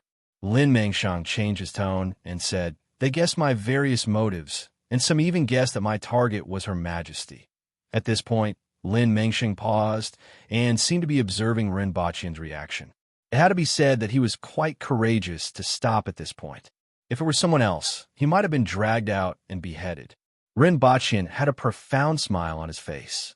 Do you really think that anyone can make the Empress fall in love with you? During the Empress's birthday celebration, there were many gigolos, right? There were also many who were well-read, right? Why me? Because I'm coquettish. Of course, if there were people who had ulterior motives, Lin Mengsheng would arrange a tragic death for them. Seeing that Rinpochian wasn't moved at all, Lin Mengsheng was more confident in his choice. If such a sentence could make Rinpochian's expression change, then he would have to doubt whether he had made the right choice. The thoughts of those people are simply the biggest joke in the world. After sitting in that position for too long, I'm full of filth. In fact, I came here for Principal Run. Rinpochian's smile froze for a moment. He carefully looked at Lin Mengsheng and indeed had the face of a rabbit. He should be dead, right? Rinpochian thought to himself. It won't be good if word gets out that he is killed on his first day here. Should I arrange a more suitable way for him to die, such as accidentally falling into the blast furnace that is used to make steel? I have been walking around the city for the past few days. The glassware, mirrors, street lamps, soap, newspapers, and cement roads are all from you. Lin Mengsheng continued. Rinpochian felt that he could spare Lin Mengsheng's life for now. The various measures in the prisoner camps are also from you. Whether it's a 10-year period or other measures, not only can a captive survive, but they also have hope for the future. They won't become walking corpses that can be abandoned anywhere. They are even living better than many of the civilians in the Yun Nation. Principal Run is benevolent and righteous, which makes me admire him. Not to mention other things, just in the prisoner camps alone, you have saved hundreds of thousands of lives. Also, the various measures taken by Dayo after occupying the Yun Nation must have something to do with you. No matter what others say about you, you have used etiquette to influence the barbarians and saved countless people. You must be benevolent, righteous, and wise. Now that the Yun Nation has fallen, without you, millions of people would have been plunged into misery and suffering. It is your efforts that have allowed millions of people in the Yun Nation to live in peace. At first, I heard about the various measures taken by the prisoner camps from other sources and personally investigated. Only then did I know that Dayo had changed and was no longer the Dayo of the past. Moreover, Dayo's army was difficult to stop, and the defeat of the Yun Nation was a foregone conclusion. That was why I dared to speak frankly about the pros and cons and persuade many warlords to surrender. Principal Rin made all kinds of strange things for the benefit of the people and established a newspaper to spread the voice of the people. You have saved countless lives, followed the path of a saint, and reformed the barbarians. Unfortunately, I'm alone. Although I'm not talented, I'm willing to do my part. Rinpochian pondered for a long time. Was this kid speaking the truth? Was he about to become a benevolent, righteous, wise, and brave saint? Was he blind? Regardless of whether what he said was true or not, he would keep him around first. At the very least, his ability to brag and flatter wasn't something that ordinary people could compare to. It wouldn't be too late to deal with it if he really found any problems. Rinpochian's mouth twitched. All right, I've heard what you said and will take it as the truth. Get ready to take up the job. However, if you want to be a teacher, you have to start by learning how to read. I'm telling the truth, Lin Mengsheng immediately replied. He then asked with some doubt, Learn how to read? Wait here. I'll find 2 textbooks for you later. Rinpochian left Lin Mengsheng in the house and came out for some fresh air. It was a little stressful to face him. A ghost-like figure appeared behind Rinpochian and said, I almost believed what he said. Who are you looking down on? Rinpochian rolled his eyes. The dignified world's most powerful expert can become a ball-kicking maniac. Why can't I care about the world? Hee. Li Fu chuckled and disappeared once again.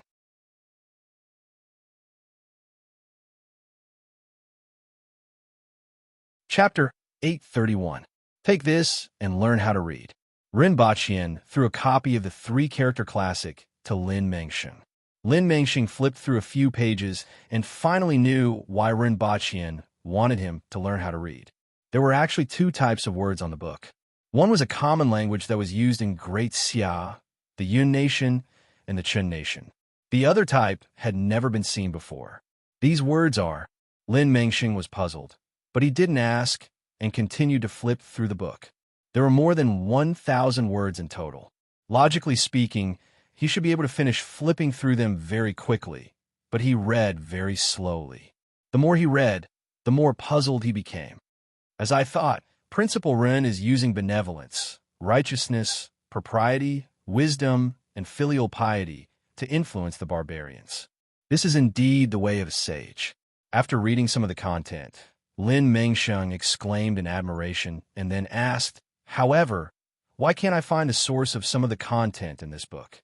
Lin Mengsheng highly appreciated the contents of the three-character classic. This book was even more brilliant than Great Xia's primary reading material. The excellent morality, social views, and values were directly revealed in the words. The only thing that he didn't understand was where the illusions came from. Do you think that the world consists of Great Xia, the Yun Nation, the Qin Nation, and Dayo? It's just a remote place. Ren Baqian chuckled. Since he had entered the academy, he would definitely see those teaching materials and robots. Since he couldn't hide it anyway, he might as well brag. It wasn't easy to brag at first, but now that he knew that the humans were driven from the other side of the mountains and the sea, he had a plan. On the other side of the mountains and the sea, there was a group of Smurfs. They were lively, smart, mischievous, and sensitive. There was another human nation. They had a civilization different from the four nations and a more developed society. Rinpoche was from that nation, which explained a lot of things. Anyway, they couldn't verify it, right? When they had the ability to verify it, Rinpoche could take them to outer space. Even though the great Empress had explained the origins of the human race to the imperial court, she had ordered them not to divulge it to anyone else. After all, this matter involved too many people, and it wouldn't be beneficial to let more people know. However, this didn't prevent Rinpoche from revealing that the four countries currently occupied only a corner of this world. Sure enough, as soon as Rinpoche said this, Lin Mengsheng was immediately dumbfounded with an incredulous look on his face. Principal Ren's meaning. Principal Ren's meaning. Rinpoche was a quick-witted person, but he couldn't even speak fluently at this moment. It was evident that Rinpoche's words had an impact on his worldview. Previously, everyone thought that they were at the center of the world, and there was only one continent in this world. However, Rinpoche's words shattered her worldview that she had always had. That's what I meant. This was just a corner of the world. Whether it's the Aboriginals, Great Xia, or the Yun Nation, they're all barbarians in my eyes. Rinpoche smiled mysteriously. Are there really other countries in this world? Lin Mengsheng looked at the three-character classic in his hand, not knowing whether to believe it or not. He didn't expect to hear such a horrifying thing on his first day at the academy. This made some of the thoughts in his mind turn into a mess. Just like the roads outside, the glass and the cement roads may seem magical to you, but they're actually very common things. Rinpoche shrugged. Lin Mengsheng thought about what Rinpoche said, and then looked at the three-character classic and began to believe it. Seeing that it was almost time, Rinpoche dragged the bewildered Lin Mengsheng to class. This is Lin Mengsheng, who will be an assistant teacher at the academy soon. Rinpoche pointed at Lin Mengsheng, who was standing at the door in a daze. Someone from the Jing tribe? Someone was immediately puzzled. Are you stupid? People from a Jing tribe have big heads. Is he from the Yun Nation? I heard that yesterday Her Majesty offered him an official position and wanted to come to the academy to teach. Is that him? The students immediately started discussing. It's good that you have heard about it. I won't say more. Be more well-behaved in the future. Don't hit or scold the teachers. Don't threaten the teachers. If I find out what you have done, you know the consequences. Rinpoche looked fierce. Just now, he knew that Lin Mengsheng was only at the man-will level, which was considered pretty good in the Yun Nation. At the very least, he could open a martial arts center and accept disciples. As a scholar, this was considered a very high level of strength. Unfortunately, this was Dayo. The peddlers who set up stalls on the street were all at the man-will level. If they weren't at the earth-wheel level, they would be embarrassed to say that they practiced martial arts. The unscrupulous merchants of the Yun Nation had offended Dayo a lot over the years and had just been at war for more than a year. If Rinpoche didn't warn them, he would probably see humiliating the classroom tomorrow. After Rinpoche lectured for the whole morning, Lin Mengsheng became even more confused. Before coming here, he was still very confident in his knowledge. Not to mention being a teacher, it wouldn't be a problem for him to take the written exam in Great Xia. In the end, he realized that he didn't understand what Rinpoche was saying at all. He had never heard of square roots, cubic roots, or the law of universal gravitation. In addition, what shocked him even more was that there were puppets that could speak, emit light, and even make pictures appear on the wall. In the past, he felt that the stories of wooden oxen and horses that could move were fantastical enough. After seeing it today, he realized that what he had heard before wasn't true. If that puppet said that it was made by the gods, he would believe it. At this point, he completely trusted Rinpoche's words. He had to believe it. He also sadly realized that he didn't only have to learn words, but also had a lot to learn. Now, he could even call a student to be his teacher, let alone a teacher. Rinpoche didn't care about his thoughts and went back to the office to wait after class. In addition to attending classes and making arrangements for Lin Mengsheng, there was another thing he needed to do, which was to receive gifts. Although it wasn't a big deal, he had to give so many people a chance since they were full of enthusiasm and anticipation.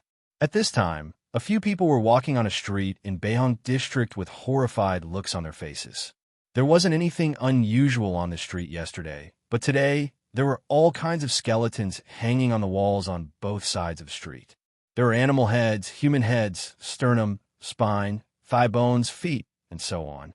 There was a dazzling array of skeletons, and every one of them was terrifyingly white.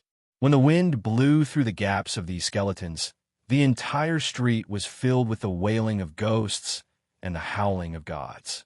Even under the bright sunlight, they felt cold all over and were surrounded by gusts of chilly wind. I heard that when a new prisoner enters the prison, they usually have to show their strength first. Is this how they show their strength? What are they doing? We're just here to send a visiting card today. There's no need to put on such a big show, right? I don't think it's appropriate to send a visiting card today. Cough, stick out your chests. We're here to send gifts. No matter how barbaric they are, they won't behead those who send gifts, right? Didn't they just behead one yesterday?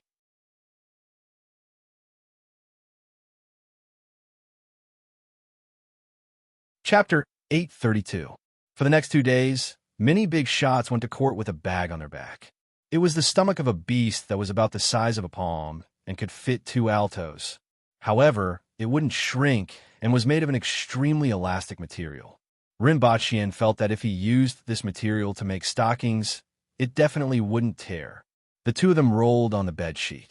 Just as they were about to knock on the door and deliver the chicken, they used all their strength. Mother asterisk her, I can't tear it apart. The next day, the man went out with a pale face and weak steps. Those who didn't know better would think that he had kidney problems. God knew that he spent the whole night tearing stockings. In the end, he didn't even know why he did it. What girlfriend? What love? None of them were as fun as tearing stockings. Ahem, I digressed. For the next 2 days, many of the big shots went to court with a bag on their back. When they poured out the contents of the bag, they found that it was full of precious jewels. They piled up in the hall, and the hall was shining with golden light. Tu Wan, the Minister of Revenue, was a dignified and enchanting mature woman. She smiled so widely that her 16 teeth were revealed. All of these things went into the national treasury. These things were 70% of the gifts they received, and the remaining 30% was considered as a red packet. Even those from the Yun Nation who gave gifts didn't expect these big shots to hand over all of them. Their moral awareness was frighteningly high. In fact, if Rinpoche hadn't specifically told the Empress about this matter, and she had opened her mouth to change the nature of accepting bribes into charitable donations to the national treasury, those people wouldn't even have had the chance to give gifts. It wasn't that these people in court had a high moral awareness, but that the Aboriginals simply didn't have the habit of giving gifts. There was only one rule in the minds of the Aboriginals. Whoever had the biggest fist was the boss. Moreover, these big shots all had houses and land. Back then, They had robbed the entire Han nation and the Yun nation. Although they weren't filthy rich, their family assets weren't meager. As a result, they didn't have much need for property. More importantly, Deo was extremely poor and lacking in supplies. They had nowhere to spend their money. From top to bottom, they hadn't experienced the baptism of money at all. Moreover, these people from the Yun nation were like rats. Who could hide the fact that thousands of them were trying to curry favor and give gifts in the city? If he hadn't guessed this beforehand, they wouldn't even have been able to knock on the door. The current situation was a happy one. There was an additional income for the national treasury, and all the big shots took the red packets with a peace of mind. The people of the Yun nation were also relieved. If they couldn't deliver these things, they would probably be worried when they returned. The only one who wasn't in a good mood was Rinpoche, the instigator of this incident. Mother Kerr, are those people blind or stupid? He was a grand prince, but the people who came to him to give gifts were just a few cats and kittens. When he asked, he found out that the same person had given him less than a third of what he had given Tongjianye. Rinpoche simply didn't expect that when that group of people saw that he wasn't in court that day and that he wasn't an aboriginal, they would immediately conclude that he wasn't in the center of the court. The Jing tribe is more likable, Rinpoche said leisurely. The Jing tribe's troops gave the Empress a big gift, and the various sects also gave Rinpoche's gifts. Their combined gifts were much more than those given to the Empress. How considerate! Rinpoche's kindness to them wasn't in vain. Lin Mengsheng, who was studying the 1,000-character classic and simplified Chinese characters opposite Rinpoche, looked up with doubt in his eyes. He didn't know why Rinpoche suddenly said this. Then, he thought of something and looked pensive. School holidays will start tomorrow for 16 days. You don't have to come to school during this time, Rinpoche said casually and went to the classroom to assign homework to the students. He was going to get married soon, yet he didn't forget about his student studies. Was he touched? Principal, isn't it hurtful to talk about homework on such a joyous day? Du Laolu smiled mischievously as the group of students laughed. Tong Lan sneered. Based on my understanding of Yagwei, things aren't that simple.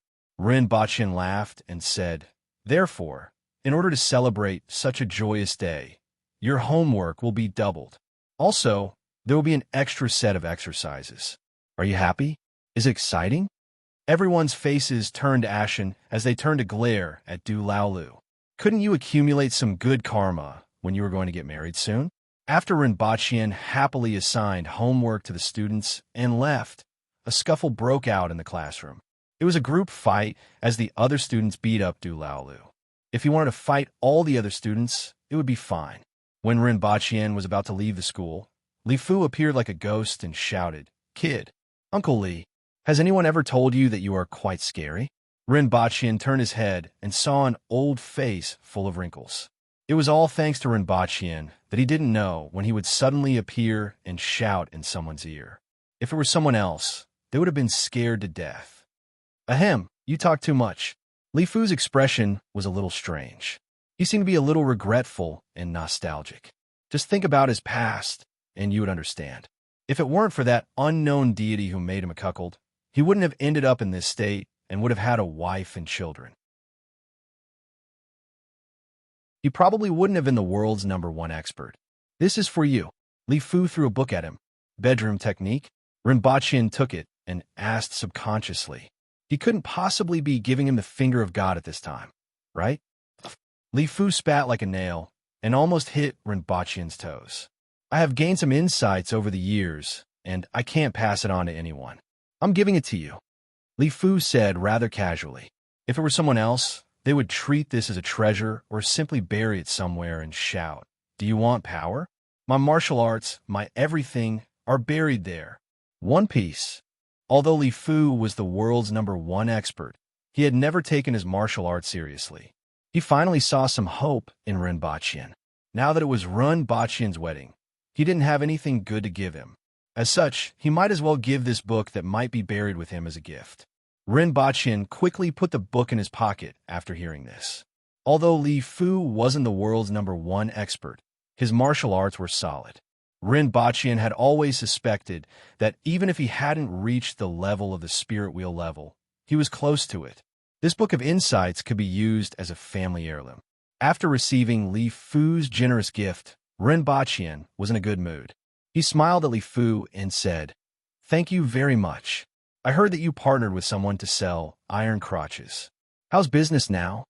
Cough. It wasn't a big deal to travel everywhere in the past. Now that there are no wild goats or cows around, I have to spend money to eat and make a living. People here really don't know how to respect their seniors.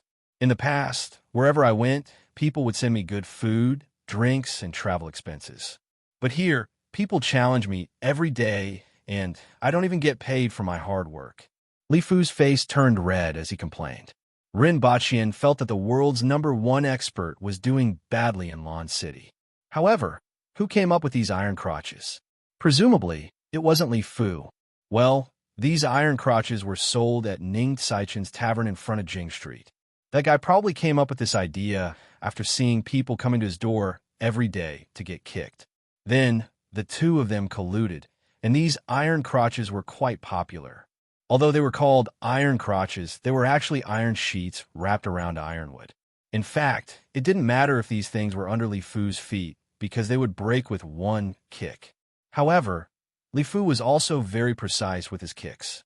Every time he kicked, the other party's injury would be reduced by half. As a result, these iron crotches were naturally popular. It's good to have a wedding night, but don't indulge in women every day, Li Fu said casually. I'm leaving. He immediately disappeared, and Rinpoche couldn't even catch him with his eyes. Uncle Li, the doorman, came like a ghost and left without a trace.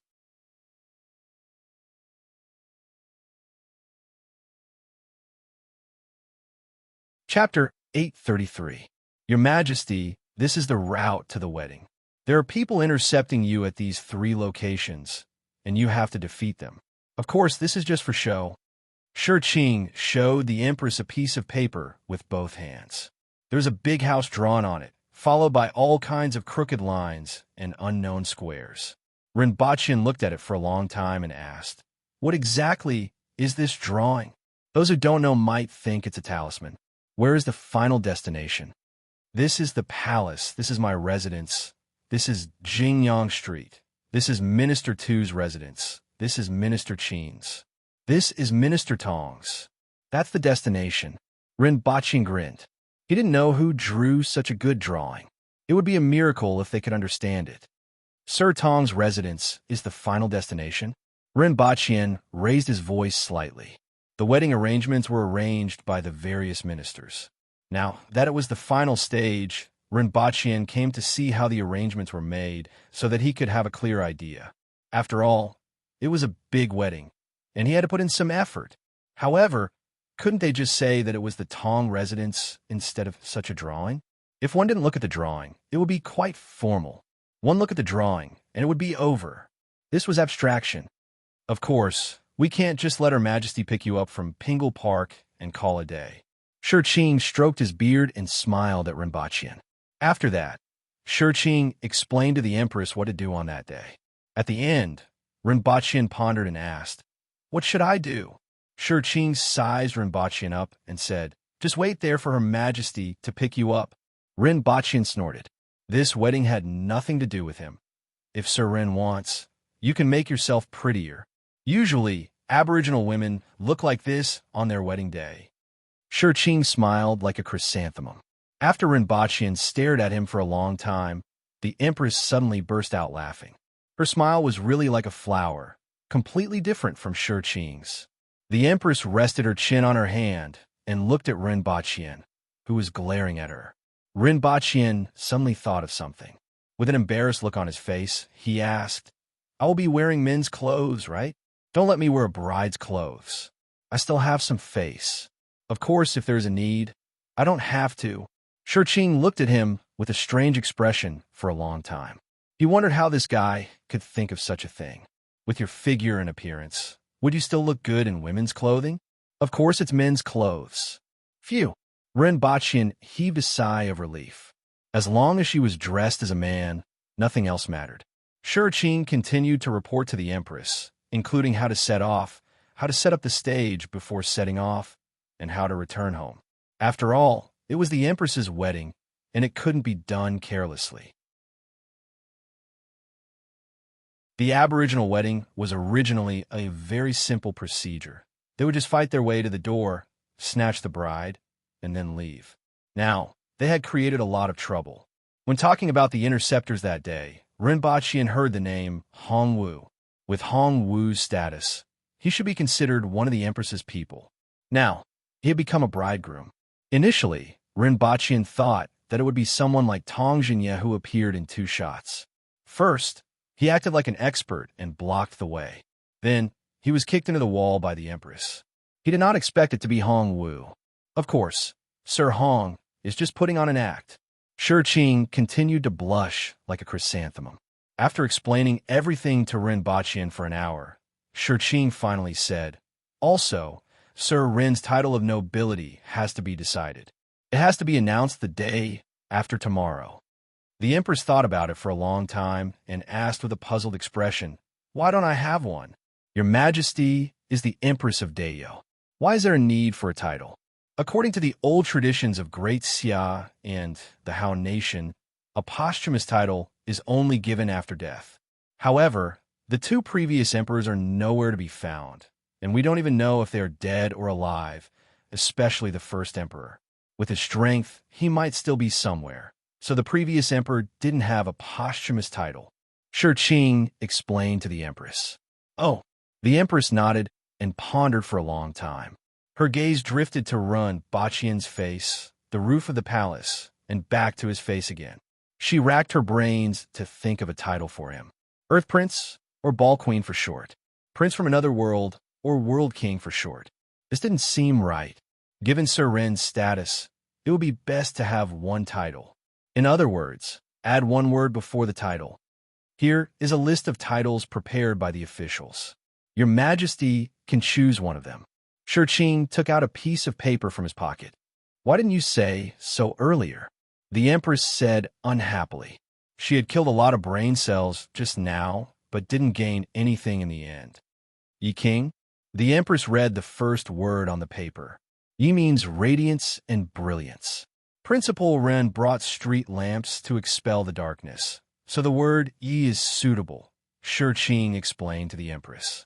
Lian King, Jing King, Peng King, Shi Qing explained as the Empress ticked off the names with her fingers. There wasn't much to say about Lian King. Jing King and Peng King were both named after their territories. For example, Jing was Tianjin Basin, and Peng was a part of the Yun nation that used to be called Peng Prefecture. The Empress shook her head slightly. These kinds of titles usually refer to the area as the king's territory.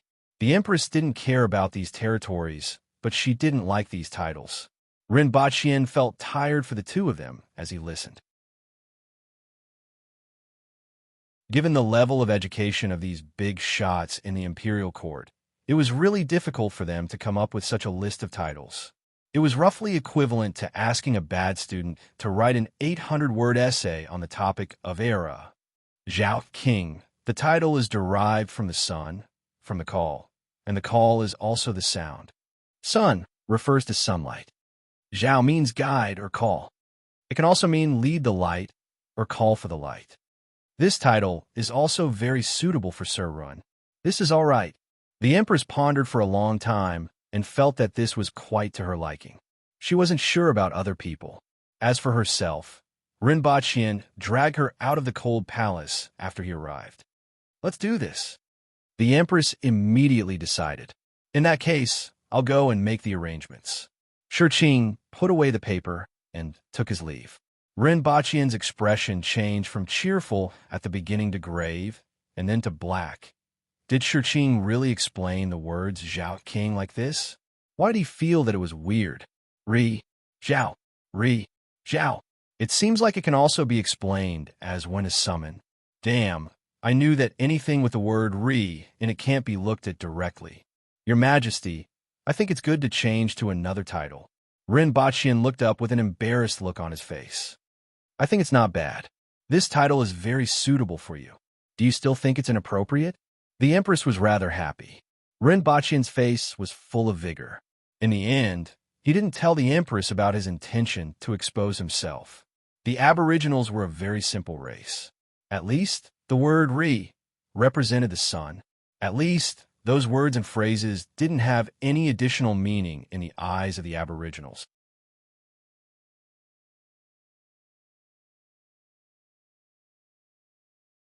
Chapter 834.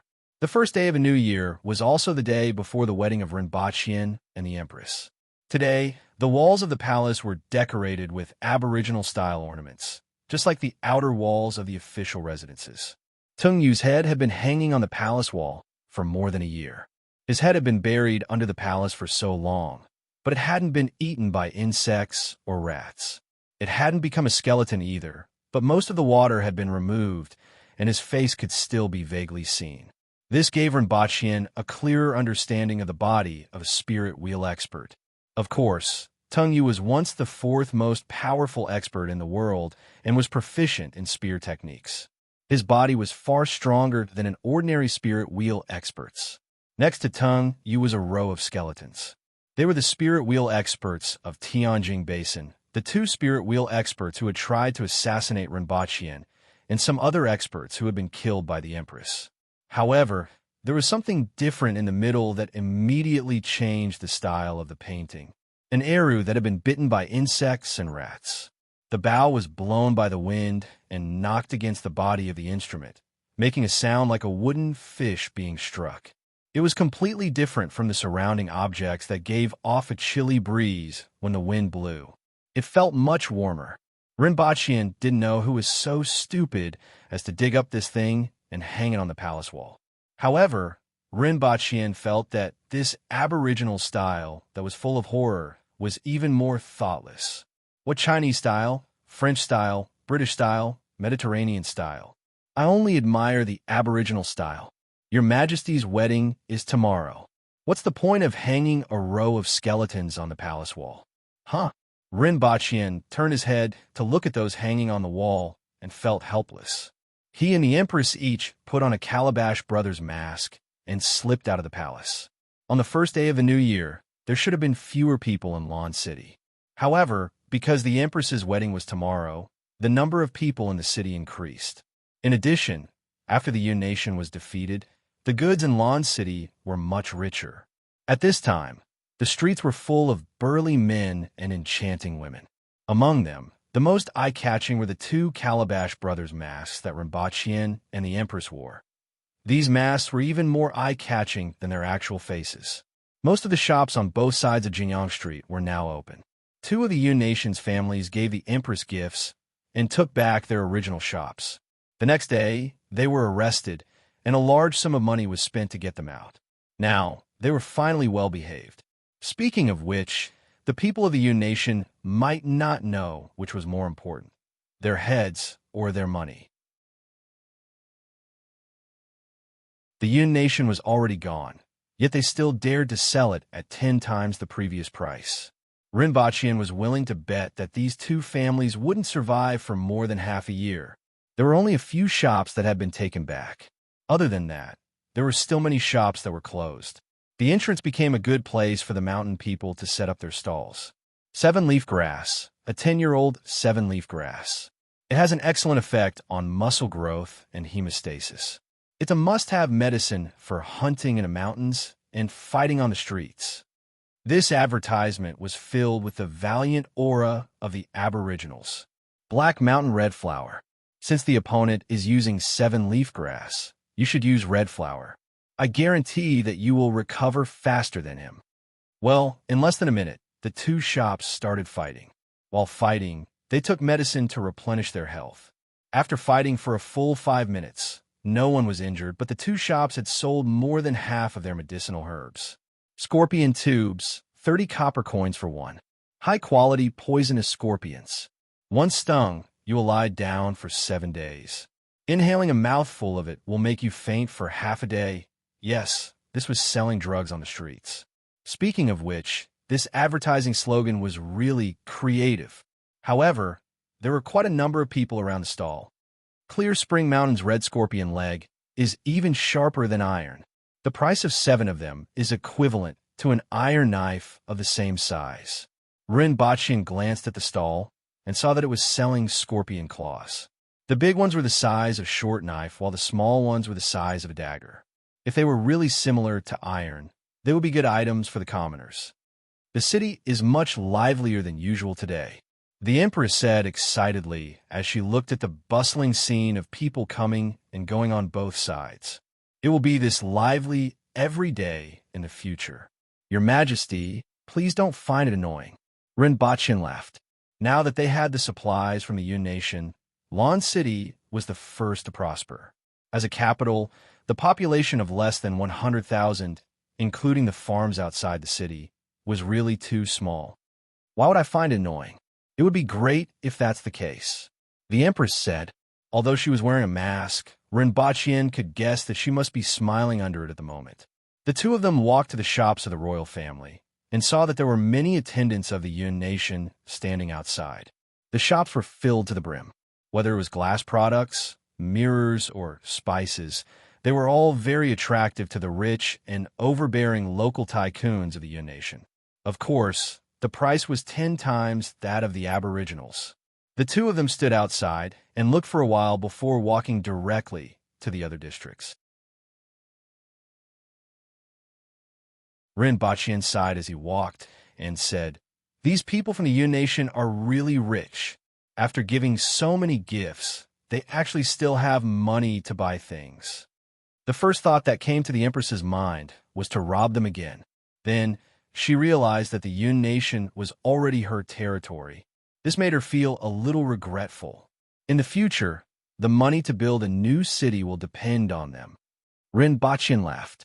There were many local tycoons in Great Xia, but Great Xia was in flames now.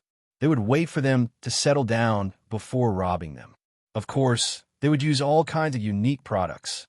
Robbing with these things wasn't much slower than robbing with a knife. The two of them walked around the city for a long time and somehow found themselves on a very familiar street. Compared to other places in the city, this small building was much more exquisite. There weren't all kinds of fruit trees in the courtyard, but waterside pavilions. Although it was afternoon, a group of good-looking girls were leaning against the window and laughing. Then they heard Tong Jingye's loud laughter and said, "Come, let me feel whether this body is plump or not." This old man. Rinpoche cursed in his heart. He turned to the Empress and whispered in her ear, "Your Majesty, it's Sir Tong." "Yes, I'm not deaf," the Empress responded faintly. Seeing that the Empress didn't react at all, Rinpoche picked up a stone and threw it at the window from which the laughter came. Then a woman screamed, which be asterisk starred through the stone. "Do you want to die?" Tong Jingye's furious voice came from the window, and a figure jumped out. Other than that old thing, Qin Chuan, there was no one else who dared to throw a stone into his room. "Old be asterisk starred, today I'm going to—" Before Tong Jingye could land and finish cursing, he suddenly found a figure in front of him. A familiar red dress. A familiar movement. It was still the same familiar formula and the same familiar smell. "Your Majesty?" Tong Jingye was stunned and blurted out. Bang! The speed at which Tong Jingye flew back was faster than the speed at which he came. A few screams were heard in the small building. The Empress floated back to Rinpoche's side and turned to look at him. "Ahem, I was just greeting Sir Tong. I didn't expect him to be so agitated." Rinpoche coughed and sounded surprised. The Empress stared at him, didn't guess what he was thinking, and continued to walk back. Finally, the two of them turned to the bottom of the clock tower. This place was now a small square with many stone chairs around it. Unfortunately, they were all occupied, which made them feel a little regretful. They originally wanted to sit here for a while.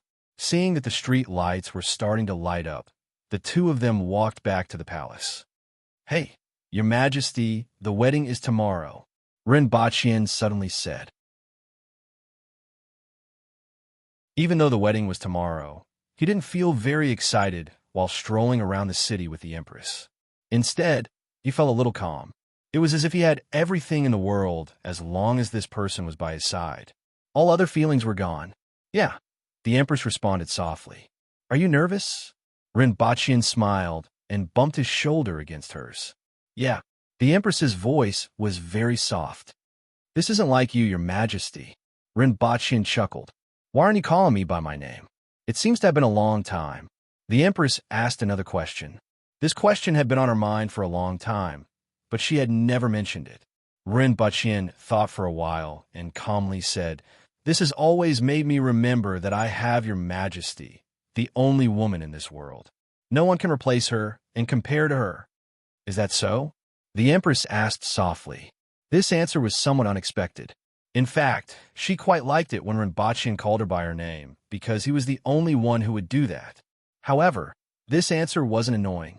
On the contrary, she was a little happy. Rinpoche pulled the Empress's shoulder and stretched his face forward then.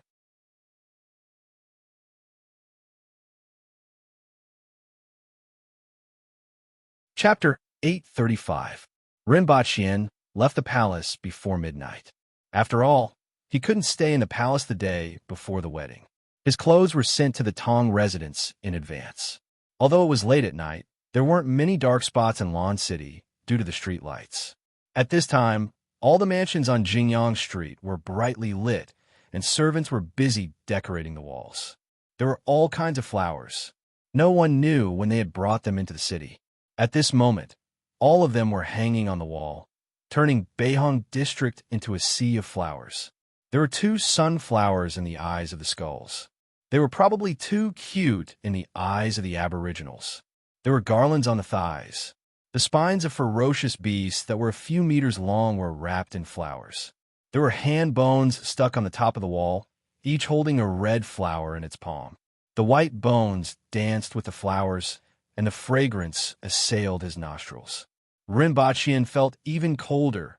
Great Elder Shurchin got someone to move a rocking chair and table in front of the door. He and Junior Elder Kojahai each held a circular fan and watched the busy people around them. Seeing Rinpoche come over, they smiled and nodded. Ever since the Empress returned from the 60,000 mountains and told them about Chi's zitting situation, Kojahai had become more well-behaved. Rinpoche cupped his hands at them and continued forward.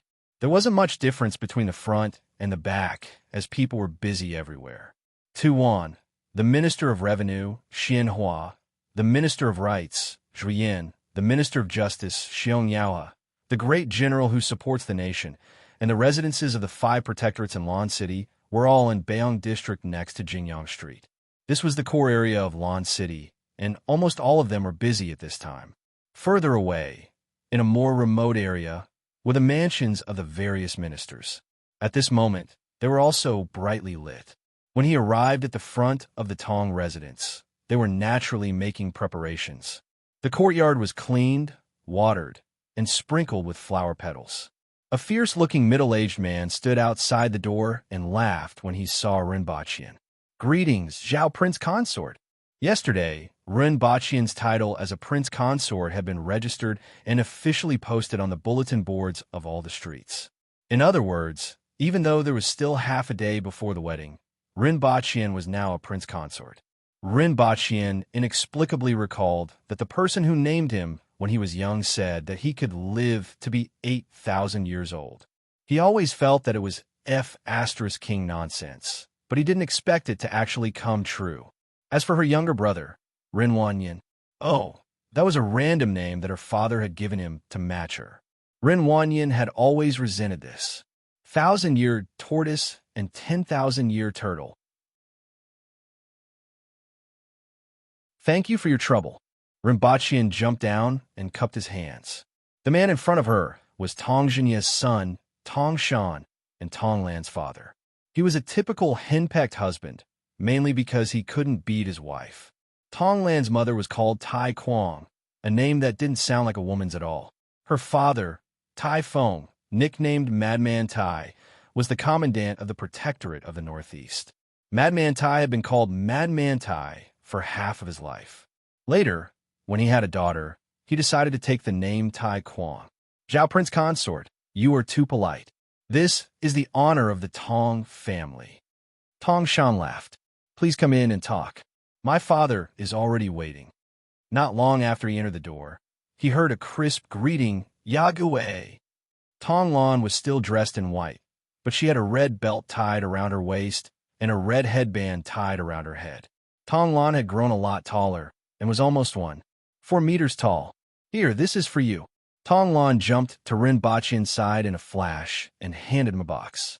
Ren Baqian took it with a smile and said, "Thank you." This little Lolita was quite cute at times. He looked down and saw 3 words on the box: Bone Healing Ointment. Ren Baqian looked up with a fake smile and asked, "Have you done your homework?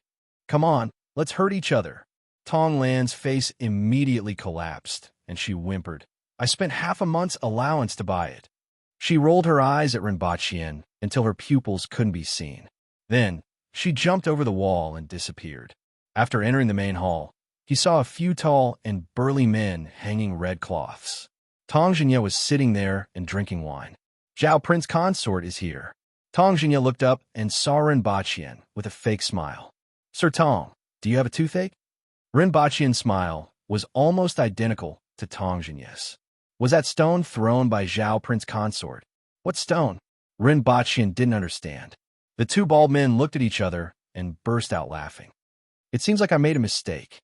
Tong Jinye slapped Ren Baqian's shoulder, which sounded like a wooden stake being hit. "I don't know what Sir Tong is talking about, but I think you must have made a mistake."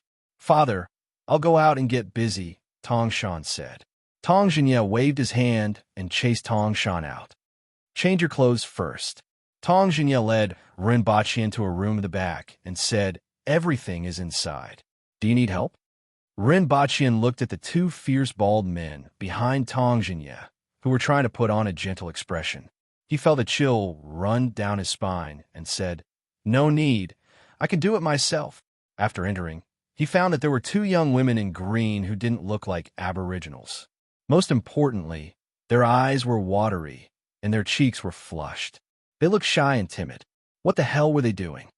"I've already made arrangements. Help Zhao Prince Consort put on his new clothes." Tong Jinye laughed at the door. Ren Baqian shivered. Tong Jinye found 2 young women from a brothel to help him change his clothes? What were they trying to do? Wasn't it just throwing a stone? Was there a need to be so ruthless? Believe it or not, Her Majesty would beat the sh*t out of you. Hey, what are you 2 doing? Don't touch. What are you touching? Ren Baqian was nervous. These 2 girls were quite strong and were actually at the earth wheel level. He was stripped naked by the 2 of them without much resistance. The 2 women immediately cried out in alarm, and their faces were dyed with a touch of red. This was the first time they saw something that was glowing. Based on their actions, expressions, voices, and hands, it was no wonder that old fool Tong Jinye enjoyed it every day. Fortunately, that old fool didn't dare to go overboard. The 2 of them didn't want to be imprisoned under the palace by the Empress tomorrow. They carefully helped Ren Baqian change into a set of bright red clothes and cautiously retreated to the side. This set of clothes was a bit similar to the court's formal attire, but it was more complicated. If it weren't for these 2, it wouldn't be easy for Ren Baqian to wear it.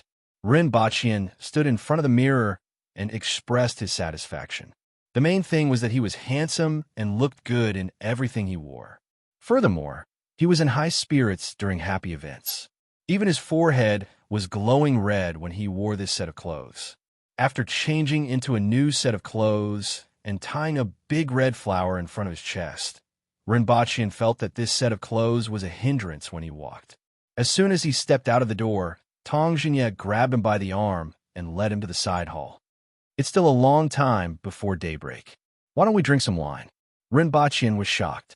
F***, this is my wedding. You want me to drink? Drinking is a hindrance. Let's talk about it another day.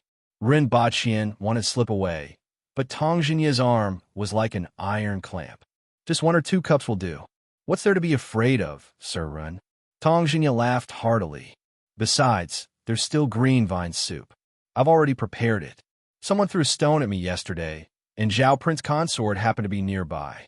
I wonder if he saw it? Ren Baqian's mind was filled with 3 words. What a sin.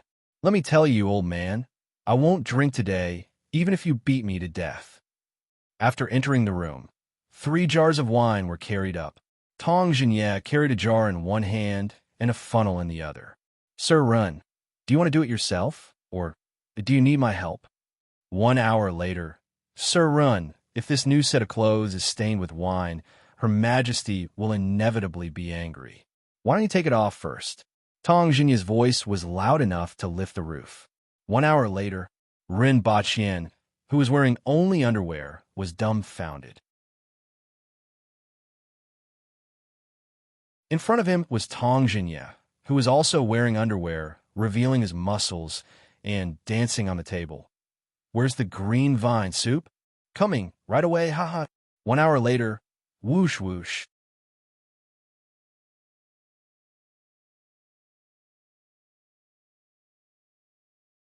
Chapter 836. 1 comb to the end, 2 comb to the eyebrows. The Empress's thoughts drifted as she listened to the voices. She lowered her eyelids and seemed to be resting. At this time, several female officials were circling around the Empress. Even Qing Yuan and Hong Yuan were pushed to the side. Some of them were preparing the bedding in the palace. The bedding on the couch had been changed to red, and the couch was surrounded by a circle of red muslin. In addition, a 100-child tent was hung outside the red muslin, and a 100-child quilt was placed on the couch.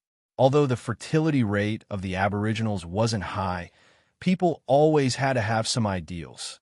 On the table next to the bed were large red candles with the golden word, happiness.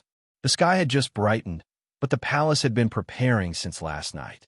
The entire palace was decorated with lanterns and streamers. After a while, the Empress's fine black hair was braided into countless small braids. At the end of each braid was a small golden bell that made a crisp, ringing sound as her hair swayed.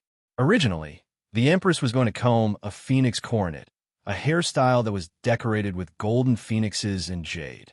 However, the Empress chose a hairstyle that was commonly used by Aboriginal girls and decorated with golden bells. This was because the phoenix coronet was often used by Great Xia's noble women on formal occasions. As the Empress of the Aboriginals, she naturally wouldn't choose this kind of hair ornament at this time. As for the hair ornament that an Empress should wear on her wedding day, no one had designed it yet. There were at least 100 braids, and they were tied together with a headband inlaid with red gems to form a high ponytail. Your Majesty, it's done. The Empress opened her eyes and saw the heroic and beautiful lady in the mirror when she heard these words. Your Majesty, no matter what hairstyle you have, you are still so beautiful. A female official pursed her lips and smiled. This was a heartfelt praise. Even women would fall for the Empress. Even I don't want to blink when I see you. I really want to see Zhao Prince Consort's expression when he sees you later. Qing Yuan laughed happily. The Empress listened to the praises of others and wanted to know what kind of expression he would have when he saw her. She stood up from her chair and gathered a group of people to help her change her clothes. The main color was red, and the robe had large sleeves. There was a golden phoenix and flower embroidered with golden thread, and it looked exceptionally gorgeous. If Ren Baqian saw this dress, he would definitely find it very familiar. It was very similar to the clothes that he had given to the Empress. After everything was prepared, there was another round of praises. The Empress walked out of her bedroom, with everyone following behind her. A table had already been prepared in front of the main hall, with an imperial edict on it. Shi Qing, Ko Zhihai, and the rest stood at the side with a red cloth tied around their bodies. The Empress walked to the front of the table and looked at Shi Qing with a probing gaze. The other party had clearly told him about the process, but he suddenly couldn't remember. Your Majesty, please wait for a while. Shi Qing smiled at the Empress. The Empress raised her head and looked in the direction of the clock tower. It was 6:15. That's right, there were 12 hours in a day on the clock tower. 1 hour was equivalent to 2 hours. After a quarter of an hour, the Minister of Rites, Xianhua, walked to the front of the crowd and said, "The time has come, Your Majesty. Please worship the spirits of the ancestors." The Empress first lit a stick of incense before picking up the imperial edict and reading it. This was to announce the marriage between the Empress and Ren Baqian, as well as the title of prince conferring on Ren Baqian to the ancestors. Xianhua stroked his beard at the side. This set of seemingly ordinary etiquette actually took a lot of effort to develop, especially in the Ministry of Rights. Other than the Honlu Bureau, which was used to receive envoys from other countries, the Taichung Bureau was like a big cat with 2 or 3 strands of hair and had never played any role. This time, they were finally able to do something for the Empress's wedding. In particular, the Empress was a woman, which was unprecedented even in Great Xia. Naturally, there wasn't much for them to learn from. The time has come, Your Majesty, please set off. Upon hearing this, the Empress heaved a sigh of relief. Ever since she was born, she had never been so well behaved. Following which, she became worried because there seemed to be a lot of things to do today. Especially now, they were about to set off for the Tong residence to escort the bride. When they arrived at the palace, there were already 100 imperial guards standing in front of them. There was also Qi Shuai with a red cloth wrapped around its neck. It was lying on the ground, bored to death. Upon seeing the Empress, it immediately perked up and shook its head. In the distance, there were many onlookers. Many Aborigines had been waiting in Lan City for a few days just for this day. There were also commoners in Lan City. In the distance, there was already a sea of people. When the Empress saw such a big scene, she immediately felt a little flustered. In the past, no matter what happened or how many people were in front of her, the Empress never cared. However, today it was different. Other people's weddings were filled with joy, but the Empress was panicking to death. In a flash, she landed on Qi Shuai's back, took a deep breath, calmed herself down, and set off. 100 imperial guards opened the way in front, followed by the Empress and the people from the Ministry of Rights. Your Majesty, Her Majesty is here. As the procession moved forward, the voices of the onlookers came one after another. I wish Your Majesty many children, 100 children and 1,000 grandchildren. It was unknown who shouted this, but immediately there was a chorus of responses. Logically speaking, there wasn't anything wrong with this, but the problem was that their Empress was a woman. 100 children and 1,000 grandchildren? 1 child a year for 100 years? The imperial guards who opened the way in front had a twisted expression on their faces. The Empress was on the verge of turning from sunny to cloudy. The procession slowly walked more than 100 meters past the crowd. On both sides, a large number of fresh flowers floated down from the hands of the people standing on the courtyard wall. Suddenly, there was a loud shout in front of them. Hey, this road is opened by me, and this tree is planted by me. If you want to marry a prince, you have to defeat me first. Immediately, there was a burst of laughter. It was unknown whether they were laughing at the first half of the sentence or the one about marrying a prince. Many people then reacted.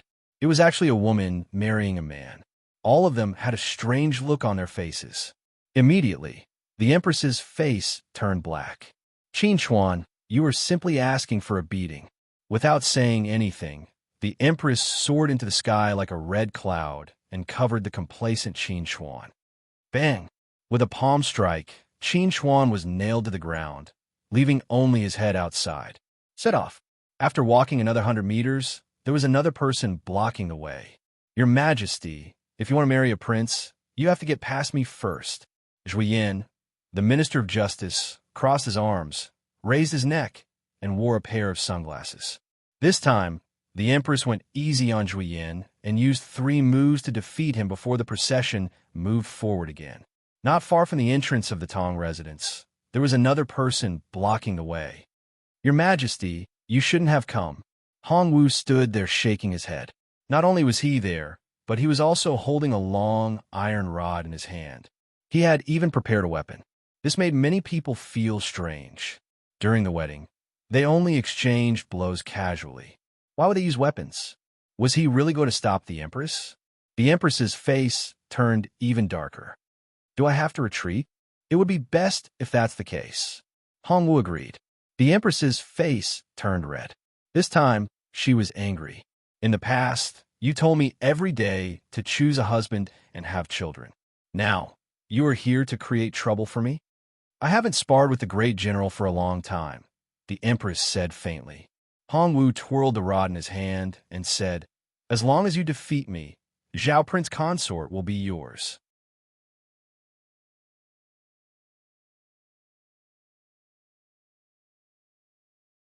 Chapter 837. In the backyard of the Tong residence, a lady hurried into a side courtyard. She looked to be in her 30s, and her hair was casually tied behind her head. Tong lawn could be vaguely seen between her eyebrows, but her face was extremely cold. She was Tonglan's mother, Tai Kwong, and basically handled all the affairs of the Tong residence. She didn't feel anything wrong when Tong Jingye dragged him out for a drink last night.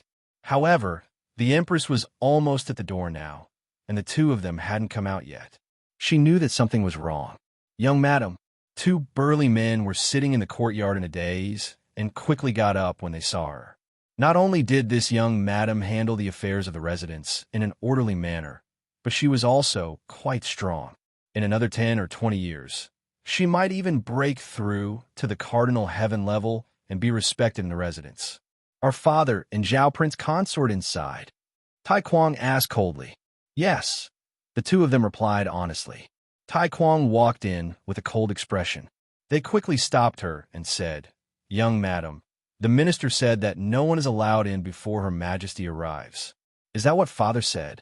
Tai Kwong raised his head and looked straight into their eyes. Yes. All the more reason for me to go in. Father is acting willfully, and you two don't know what's good for you? Tai Kwong's face was cold as she walked past them. They wanted to stop her again, but a pair of white jade-like palms pressed against their chests and sent them flying into the wall. Oomph. Tai Kwong snorted and pushed open the door to see the mess in the room. The two of them were only wearing underpants, and the smell of alcohol filled the room. Zhao Prince Consort was lying on the ground, while Tong Jingye was lying sideways on the table. Both of them were snoring loudly. Tai Kwong gritted his teeth. Needless to say, Her Majesty would be furious if she saw this scene. Zhao Prince Consort would definitely be punished, and Tong Jingye wouldn't be able to escape either. Tai Kwong couldn't understand what Tong Jingye was trying to do. Just to drag Zhao Prince Consort into punishment, even at the cost of his own life? This was simply a mutual destruction. Someone, Tai Kwong turned around and ordered, Get someone to prepare some green vine soup. Immediately, two more people will help Zhao Prince Consort wipe his body and put on new clothes. He listened carefully to the sounds of battle in the distance and thought to himself, Great General, you must delay His Majesty for a while longer. A few minutes later, Ren Baqian woke up with a splitting headache and a tumultuous stomach. He cursed, Tong Jingye, you old bastard, you tricked me. However, even though he was cursing, his voice wasn't very loud. He didn't even have the strength to shout now. He felt like he would vomit if he moved. Even though he had attained the earth wheel level and his physical fitness was incomparable to that of an ordinary person, he would still have a headache after a hangover. He would also vomit if he drank too much. Last night, there were 3 vats of wine, and each vat contained at least a few dozen kilograms. Even if the degree was not high, it was enough to kill him. Tong Jingye lay on the ground and laughed. He looked rather happy. Friends across generations should share joys and sorrows. This old man will also suffer misfortune with you. What else did Zhao Prince Consort have to say? Why isn't His Majesty here yet? Ren Baqian immediately gritted his teeth. Your death will be worse than mine, Tong Jingye said unhurriedly. If it were in the past, it would be hard to say. But today, take a guess? Ren Baqian was so angry that he wanted to jump up and hammer him. Why exactly? Ren Baqian gritted his teeth. It couldn't be because of that stone, right? Tong Jingye, this old bastard, had been sent flying by the Empress's kick many times. Tong Jingye turned his head to look at both sides and said, All of you, back off. Then he grunted and said, Yesterday I was shocked by Her Majesty when I jumped out for that stone and got kicked. I can't stand up after I go back. Who do you think I should look for to settle this score?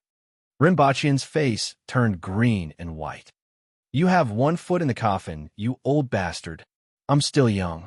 According to the lifespan of a cardinal heaven expert, I can live for at least another 100 years. Ren Baqian was speechless. According to his lifespan, this seemed to be the case. Tang Xinye was only over 60 years old. According to his lifespan, he could still live for another 120 years, which was indeed considered young. He turned his head and scolded. "You are on the verge of death, and you still want to live for another 120 years? Bah! Tomorrow, I will reserve a piece of land for you under the square in front of the palace." Ren Baqian's phlegm brushed past Tang Xinye's head and flew out. "Bah!" Tang Xinye spat back. "Bah, bah, bah." Ren Baqian hit him 3 times in a row. "Is the green vine soup ready?" Tai Kuang was speechless as she watched the two of them spit at each other. If it weren't for their status, she would have gagged them. "It's coming. It's coming." After gulping down a bowl of green vine soup, Ren Baqian immediately felt his stomach warm up. It was as if a stabilizing needle had been set up in his stomach, and it slowly began to calm down. "Sir Hong has been defeated. Her Majesty will be here soon." Someone rushed in to report. At this moment, not far from the Tong residence, Hong Wu's long rod had already flown to the side. The iron rod, which was as thick as a forearm, had already formed an S shape. The surrounding courtyard walls had collapsed, and the bricks on the ground were shattered. If the two of them hadn't fought in this small area, the entire street would have been destroyed. Those who knew that this was a wedding, but those who didn't would have thought that it was a demolition. There were bruises on Hong Wu's face, and he looked a little lonely. "Your Majesty has grown up, and I'm old." Even though the Empress was stronger than him a few years ago, Hong Wu didn't use his blood essence and didn't bring his best bow. He had used all his other means, but he still couldn't do anything to the Empress. He could feel the gap between their strength increasing. The Empress's face darkened. "Great General, are you serious?" Hong Wu shook his head. "I just want to test out your Majesty's means." Then he revealed a gratified smile and said, "Your Majesty's talent is unmatched even by the previous 2 emperors. I believe your Majesty will reach a level that no one has ever reached before. This is the prosperity of the Aboriginals. The prosperity of Dayo. Wu. The prosperity of the Aboriginals.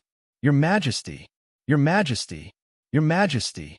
The commoners in the distance heard Hong Wu's words and immediately became excited. The entire street was filled with cries of "Your Majesty."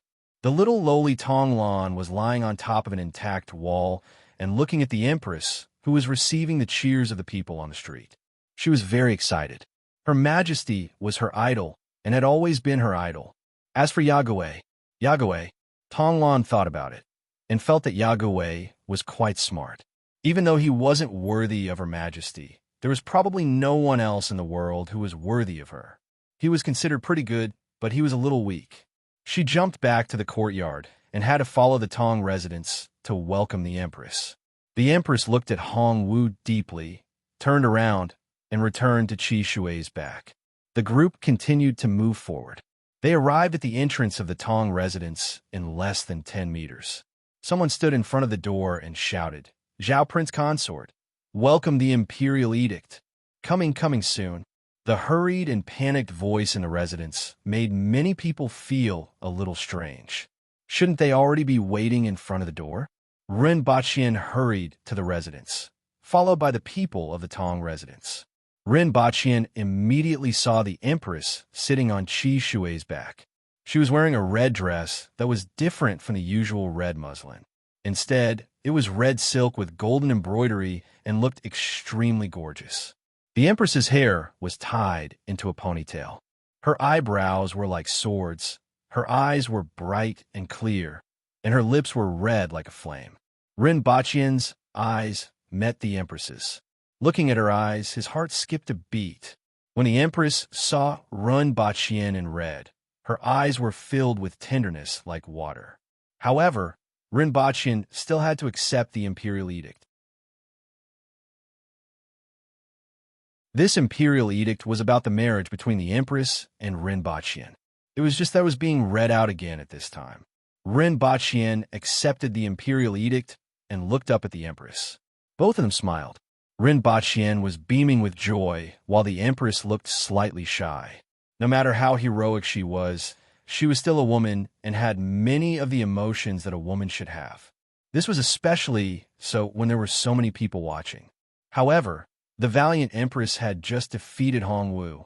Furthermore, she had the might of a great victory. At this moment, the shyness on her face made people's hearts palpitate. Many people in the surrounding subconsciously swallowed their saliva. The Empress came down from Qi Shui's back and walked toward the Tong residence. She would spend the next half of the day there, where there was a banquet. She could only return to the palace at dusk. After that, there would be a wedding ceremony, celebration, and banquet. When she walked past from Qian, the Empress suddenly smelled an extremely strong smell of alcohol. She thought about how her Qian came out in a panic. Just now, she was fighting for her life outside, and he was drinking inside. Qian saw that the Empress's mood was turning cloudy, so he immediately took the initiative and said, "Your Majesty, Sir Tong has caused me so much trouble." Whoosh!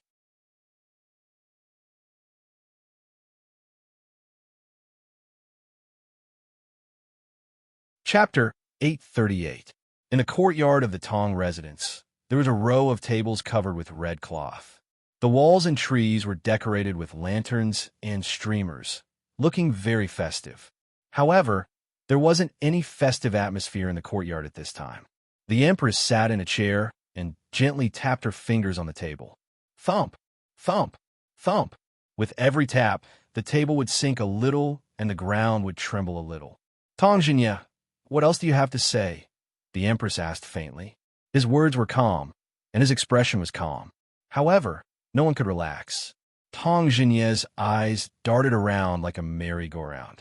Oh, it's a bachelor's banquet. After all, Zhao Prince consort status will be different after his wedding, and he can't go out to drink and visit brothels as he pleases. I also have something to warn Zhao Prince consort. Your Majesty is the Empress of the Aboriginals, and if Zhao Prince consort dares to flirt, I won't let him off. It's a pity that drinking is a hindrance. Fortunately, nothing serious happened. Hee. Tong Jinye spoke slowly at first, but he spoke faster and faster toward the end. He even laughed. Qian was dumbfounded and cursed in his heart. Sure enough, people were forced to be like this. Tong Jinye had invented the bachelor's party in this world, just like that. Also, weren't you the one who dragged me to the brothels? Old man, don't you have any shame?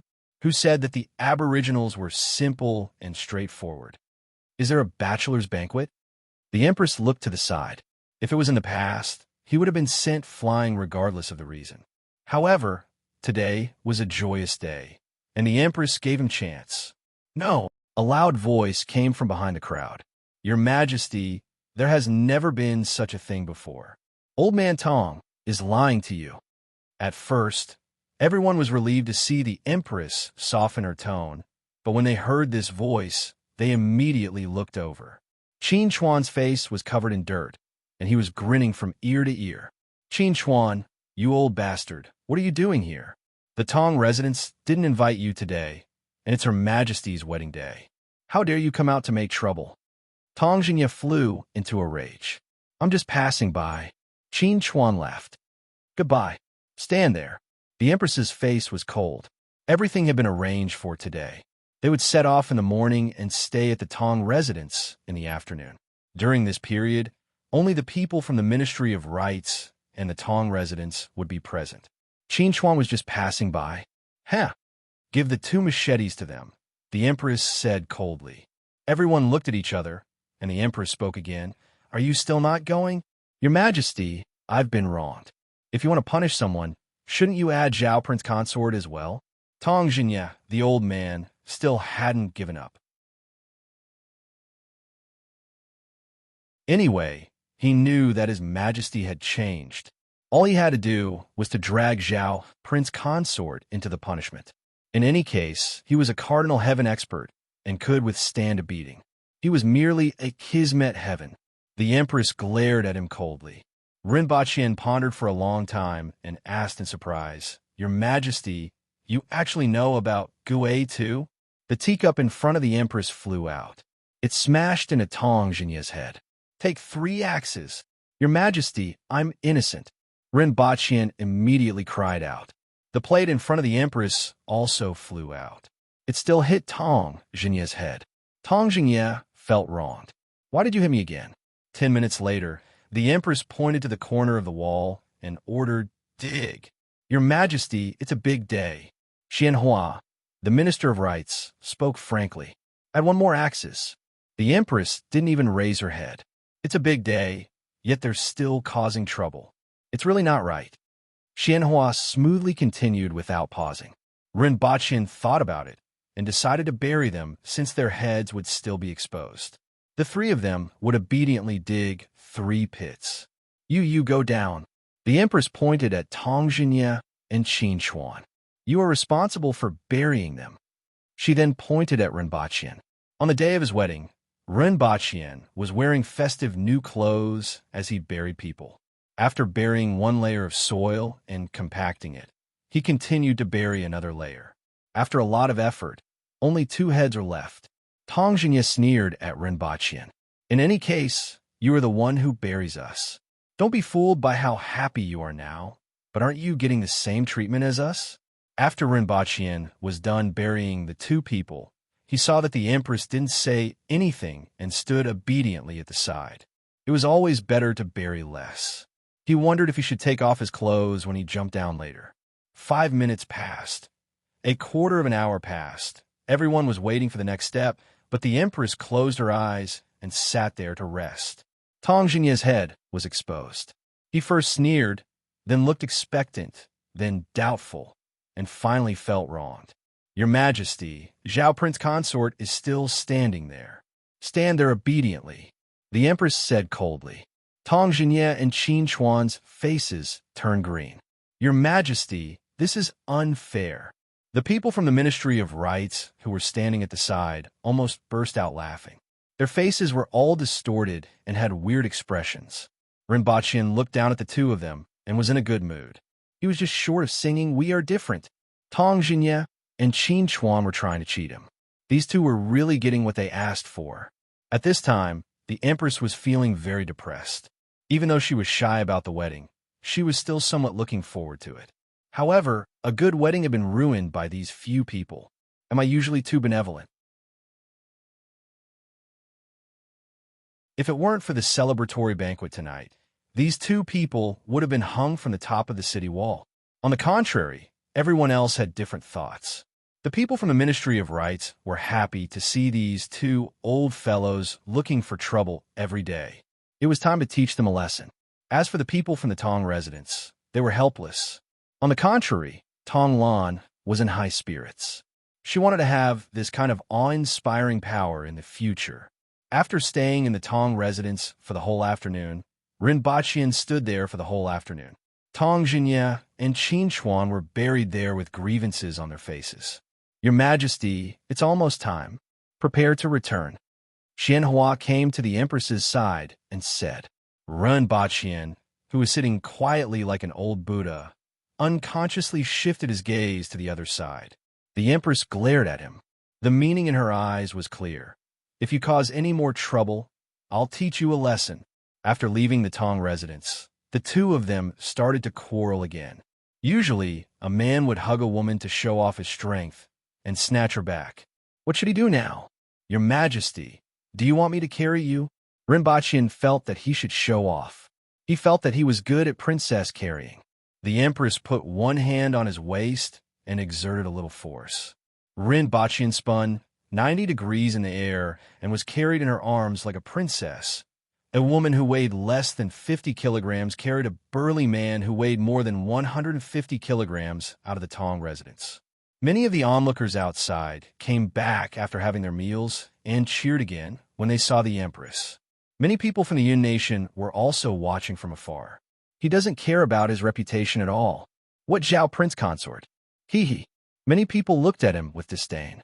Someone smacked his lips and suddenly said, Why do I feel a little envious?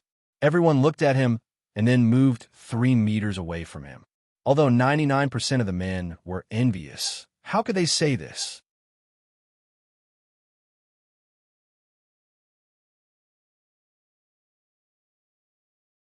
Chapter 839.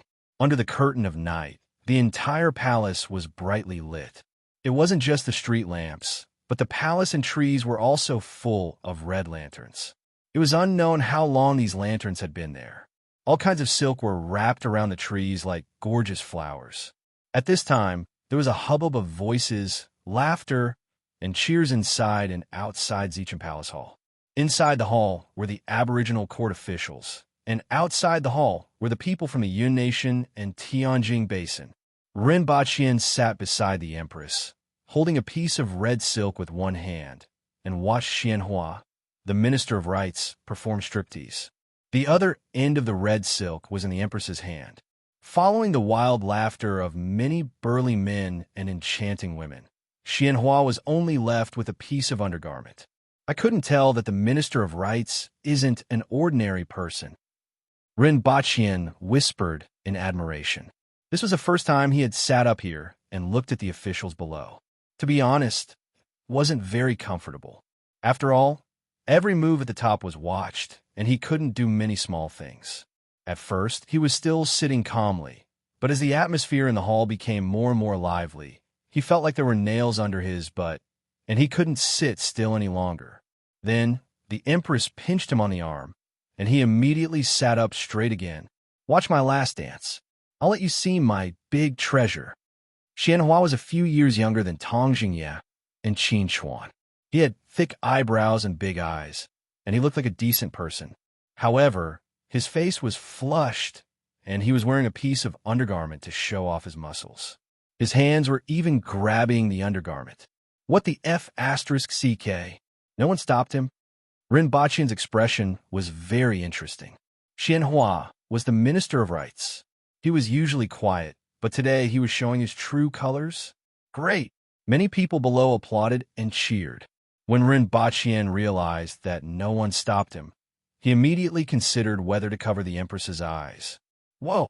Before Ren Baqian could think about it, Xianhua screamed and threw his undergarment into the air.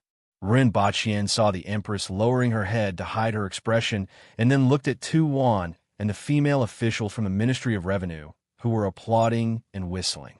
He didn't know whether to laugh or cry. It seemed like this wasn't the first time this had happened. Ever since he had arrived, he had been running around everywhere other than fighting battles. He had only held a few banquets, and the finale of each banquet was always Tong Jingye and Qin Chuan's mortal combat. This was the first time he had seen such a grand finale. Wrong, not the finale. After Xianhua jumped down, a few more people from the Ministry of Personnel jumped up. On the other side, after Tong Jingye and Qin Chuan had experienced an entire afternoon and half a night of depression due to Her Majesty's unfairness, they began to rub their palms and prepare for the finale. As expected of the barbarian tribe, they truly live up to their name. Outside Zeecham Palace Hall, a portion of the people could see the situation inside. A man at one of the tables chuckled softly. He felt that he had suppressed his voice so low that no one but his companions could hear him. "Aren't you afraid of dirtying your eyes?" His companion whispered. Although the Yun Nation had been annihilated, most of the Yun Nation's people still viewed the Aboriginals as barbarians and looked down on them from the bottom of their hearts. Especially when he saw the scene in the main hall, he could not help but mock. Although they didn't dare to let others hear it, they weren't worried about it since they were companions. At a table not far away, a man with a wide forehead and slightly sunken eyes turned his head to look, his hand tightly gripping his chopsticks. Ping Tang, what's wrong? Someone immediately noticed his abnormality. Most of the people who came this time were from the embroidered uniform guards. Although their positions weren't high enough, they were still allowed to attend the feast as an exception, just like the people of the Yun Nation. However, the Jing tribe people weren't as indignant as the people of the Yun Nation. On the one hand, most of the Jing tribe experts had died, and the rest had joined the embroidered uniform guards. On the other hand, the things that Ren Baqian had promised them were being realized bit by bit. He didn't deceive them, which made them very grateful and willing to serve him. Didn't the Jing tribe suffer in Tianjin Basin for so many years just to get out?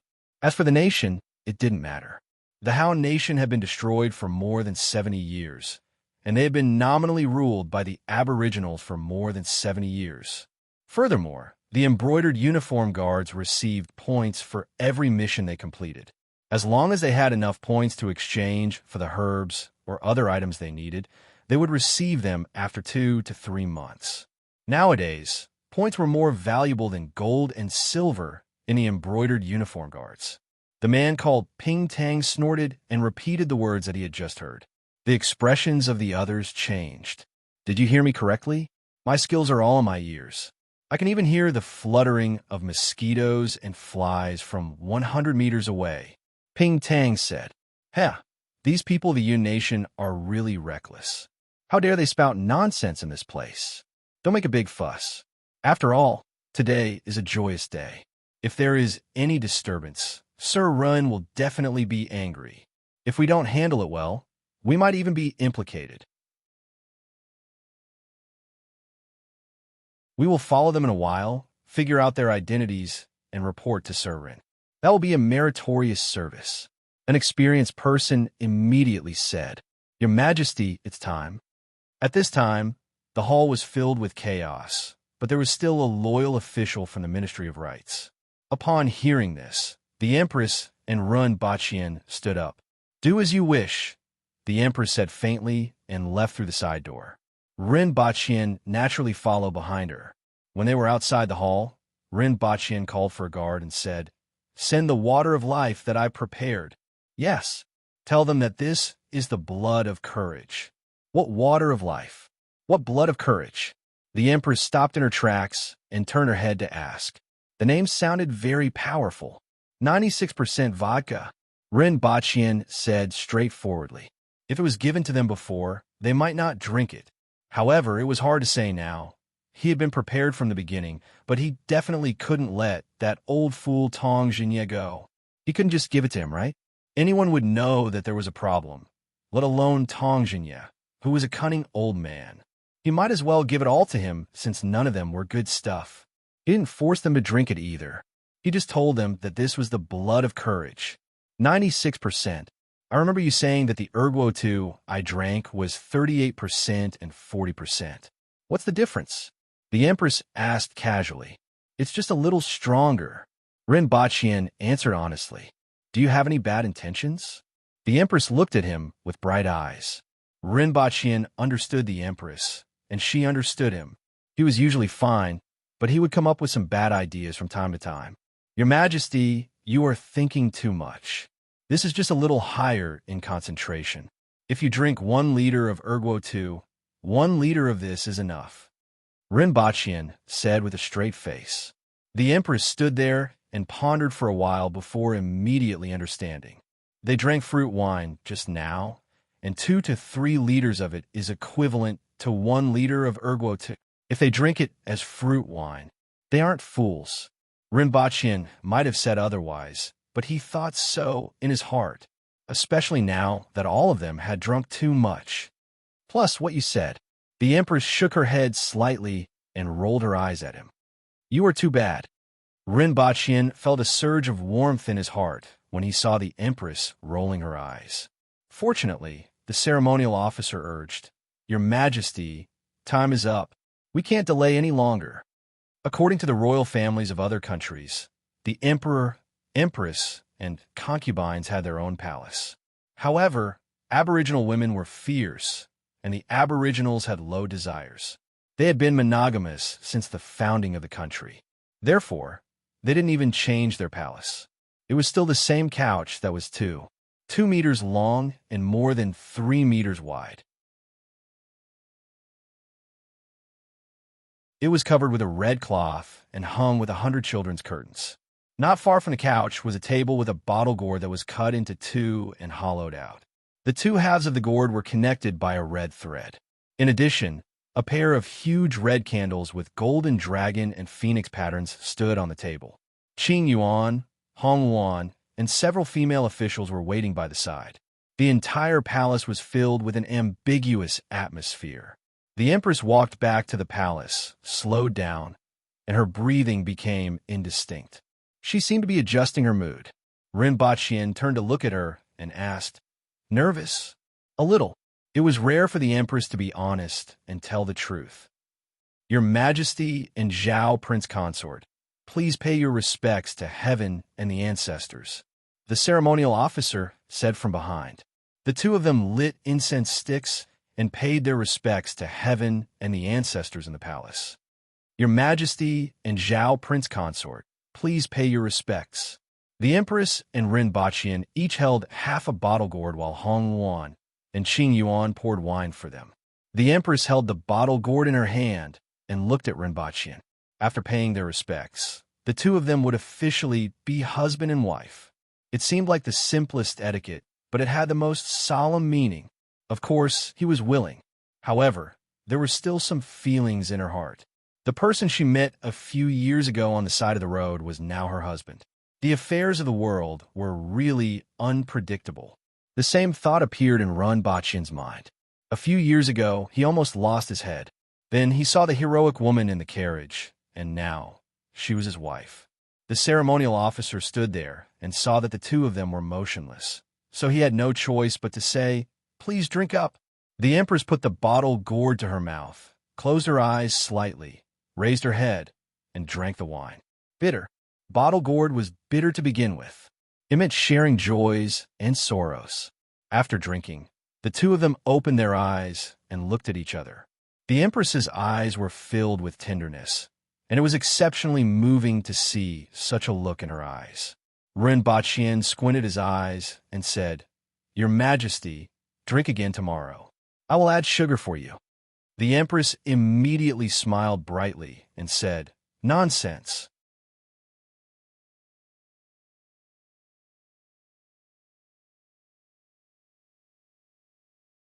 Chapter 840. This bottle is exquisite. It's made of glass, right? What's written on it? Tong Jingye's face was flushed as he held the bottle and exclaimed in admiration. He burped and emitted the smell of alcohol. The blood of a warrior? I'm going to have a taste then. Tong Jingye gulped it down, and the strong smell of alcohol filled his mouth. Then he felt like a knife had slid down his throat and reached his stomach, lighting a fire. What's this? Tong Jingye was shocked. This couldn't be considered alcohol anymore. It was like swallowing a knife into his stomach. Zhao Prince Consort, you are really ruthless. Everyone was puzzled as they each held a bottle and took a sip. Puffed. The sound of alcohol being sprayed was endless. Although they were cardinal heaven experts and had strong bodies, it didn't mean that they didn't feel anything. Their internal organs were especially soft, and this mouthful was like a sea of fire in their stomachs. One had to know that the alcohol that they usually drank was less than 10% alcohol. Occasionally, they would get a bottle of 38% to 40% alcohol from the Empress, which was considered the highest alcohol they could get. It was practically like a burning knife. This was the water of life with 96 degrees of alcohol, which was almost equivalent to pure alcohol. Ha ha ha. This is indeed the blood of a warrior. How can a woman like you drink it? Qin Chuan saw Tong Jingye's expression and immediately laughed provocatively. Old bastard, do you want to compete? The veins on Tong Jingye's forehead were bulging. If it weren't for you in the afternoon, I would have dragged Zhao Prince Consort down with me. Coupled with all the previous incidents, this feud couldn't be washed away even with rivers and lakes. Yeah, you actually have the guts to do that. Qin Chuan's face was full of shock, which made Tong Jingye want to eat him alive. Come. Whoever can't drink it first loses. The onlookers immediately piled the liquor boxes around them and applauded. They watched with great interest as the two of them competed in alcohol. The two of them tilted their heads back and gulped down a bottle. Then, their faces immediately became as colorful as a mill. Today is Her Majesty's wedding day. If you're willing to admit defeat, I will let you off. The colors of red, white, blue, and purple on Tong Jingye's face turned red, white, blue, and purple before finally settling on his back. Steam almost came out from his forehead as he glared at Qin Chuan fiercely. Why would this old man be afraid of you, you bastard? Qin Chuan also glared at him fiercely. Drink another bottle. Do you admit defeat? You talk too much nonsense. The two of them had been enemies for decades. As long as they met, they would rather die than take a step back. After one crate, the two of them began to stagger. After consuming 2 boxes, Tong Jingye staggered a few steps, turned around, and spat out a mouthful of alcohol directly onto the palace lantern in the corner. Boom! A huge fireball. Everyone, the dozens of bigwigs present, stared blankly at the rising fireball in the corner. What was going on? Someone tried to spit out the wine in his mouth. Boom! Another huge fireball appeared. Oh my God, this water is on fire? What the hell is this? Someone spat out another huge fireball. Another huge fireball. Another one. It's on fire. Minister of Revenue, Tu Wan, rubbed her forehead, her eyes blurred. It's on fire. Minister of Justice Zhuo Yin deeply agreed. He knocked his head from time to time, feeling dizzy. Xianhua laughed. Ha ha ha ha. At this time, in a corner of Zichan Palace, the cloth curtain was already burning. Minister of the Ministry of War Lian Liang was in a daze for a while. He shook his head and stepped forward. Sirs, let me do it. He took a step forward a few meters and slapped with his palm. The wind howled in the air, and the blazing flame seemed to be suppressed. Boom! When the dust dissipated, the cloth curtain, the flame, and even half of the wall had disappeared without a trace. This old man is old and can't compare to the young people. I'm going back to rest. Shirqing strolled back with his hands behind his back. I'm tired too. Tuan rubbed her forehead and walked out of Zichan Palace Hall. A few people from the Ministry of Rites fastened their loincloths and carried their clothes out. In a short while, only Tong Jingye, Qin Xuan, who was lying on the ground and spitting bubbles, and Lian Liang, who was still in a daze, in the bedchamber. The big red tent was tightly enclosed, with only one side open. Ren Baqian and the Empress sat there, and an ambiguous atmosphere filled the air around them. The female official, Qin Yuan, and Hong Wan had already been driven out by the Empress. Although there were still some formalities that hadn't been completed, the Empress was already tired of the cumbersome and useless procedures. Ren Baqian hugged the Empress, placed his palms on her waist, rested his chin on her shoulder, and gently sniffed her cheek. It was filled with a delicate fragrance. Your Majesty, your heart is beating very fast. Ren Baqian felt that there was a small elephant jumping in the Empress's chest. It was jumping rather happily. Ren Baqian felt that it was time for the two of them to get on the bed and proceed to the next step. It was normal for the Empress to be a little flustered, but why was he a little flustered as well? After thinking about it, it was probably because the two of them had been together for a long time. Now that they were suddenly going to take a step forward, it was as if there was a layer in front of them, and they had to break through that layer first. Your Majesty, I learned a martial art in Qingxin Palace Hall a few days ago, and I haven't told you about it. Ren Baqian whispered into the Empress's ear. What is it? The Empress was nervous, and she subconsciously asked after hearing what he said. Then, she felt a big hand climbing onto her chest and heard the words, "Grasping is the dragon's claw." The Empress's body immediately tensed up. Ren Baqian didn't proceed to the next step. He could see that the Empress's body was tensed up like a cat with its fur standing on end. If he moved a little more, his face would definitely be scratched. While whispering in the Empress's ear, Ren Baqian pressed his palms on that softness and didn't move at all. He just felt the softness in his palms and the strong beating in her chest. After a while, he felt that the Empress's body had begun to relax. Ren Baqian then carried her on his lap and turned her face to him. He stroked the other cheek of the Empress with one hand and made her look at him. Then, he lowered his head and kissed her gently. The two of them were immersed in the kiss. From time to time, Ren Baqian would open her pearly white teeth and let the tip of his tongue penetrate deep. There seems to be a sound. The Empress raised her head and looked out of the palace hall. The sound seemed to be coming from Zichan Palace Hall. Don't worry about them. What can happen to dozens of Cardinal Heaven experts? Ren Baqian laughed. At this time, he couldn't let outsiders disturb their wedding night. Ren Baqian took off the Empress's red dress. When his fingers were dancing on the white undergarment, the Empress pressed him down and asked, "What do you want to do?" "It's not what I want to do, it's what your Majesty wants to do." As the saying goes, drink the strongest wine, and ride the wildest horse. Right now, I'm that wildest horse. Rinpoche breathed into the Empress's ear. The Empress subconsciously shrunk her neck, then looked up at Rinpoche and asked the wildest horse.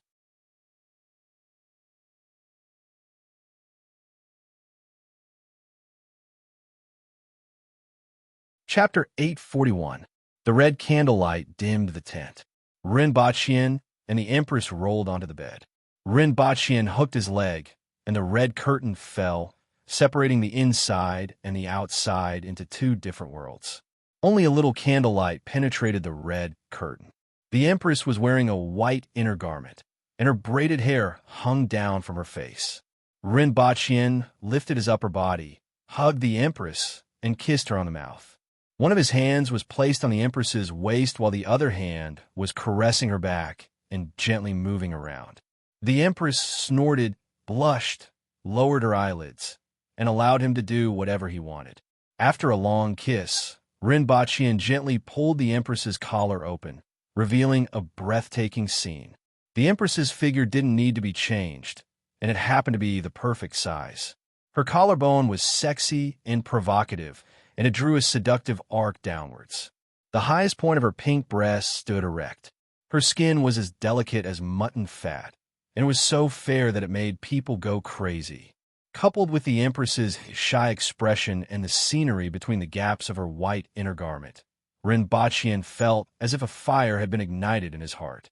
In the blink of an eye, it became a prairie fire. This is the most beautiful masterpiece of the Creator. Nothing in the world can compare to it. Rinpoche exclaimed in admiration. He used his finger to gently stroke the upper body of the Empress. When he passed a certain point, she snorted again, and a rose-like pink spread from her neck down. The Empress opened her eyes a little, gently bit her lip, and squinted her eyes, which were full of temptation. Rinpoche flipped her over, and the white inner garment was thrown to the side.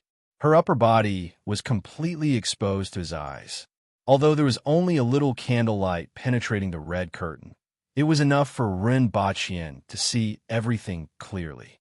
Rinpoche leaned over and kissed her from her neck all the way across her peaks and plains.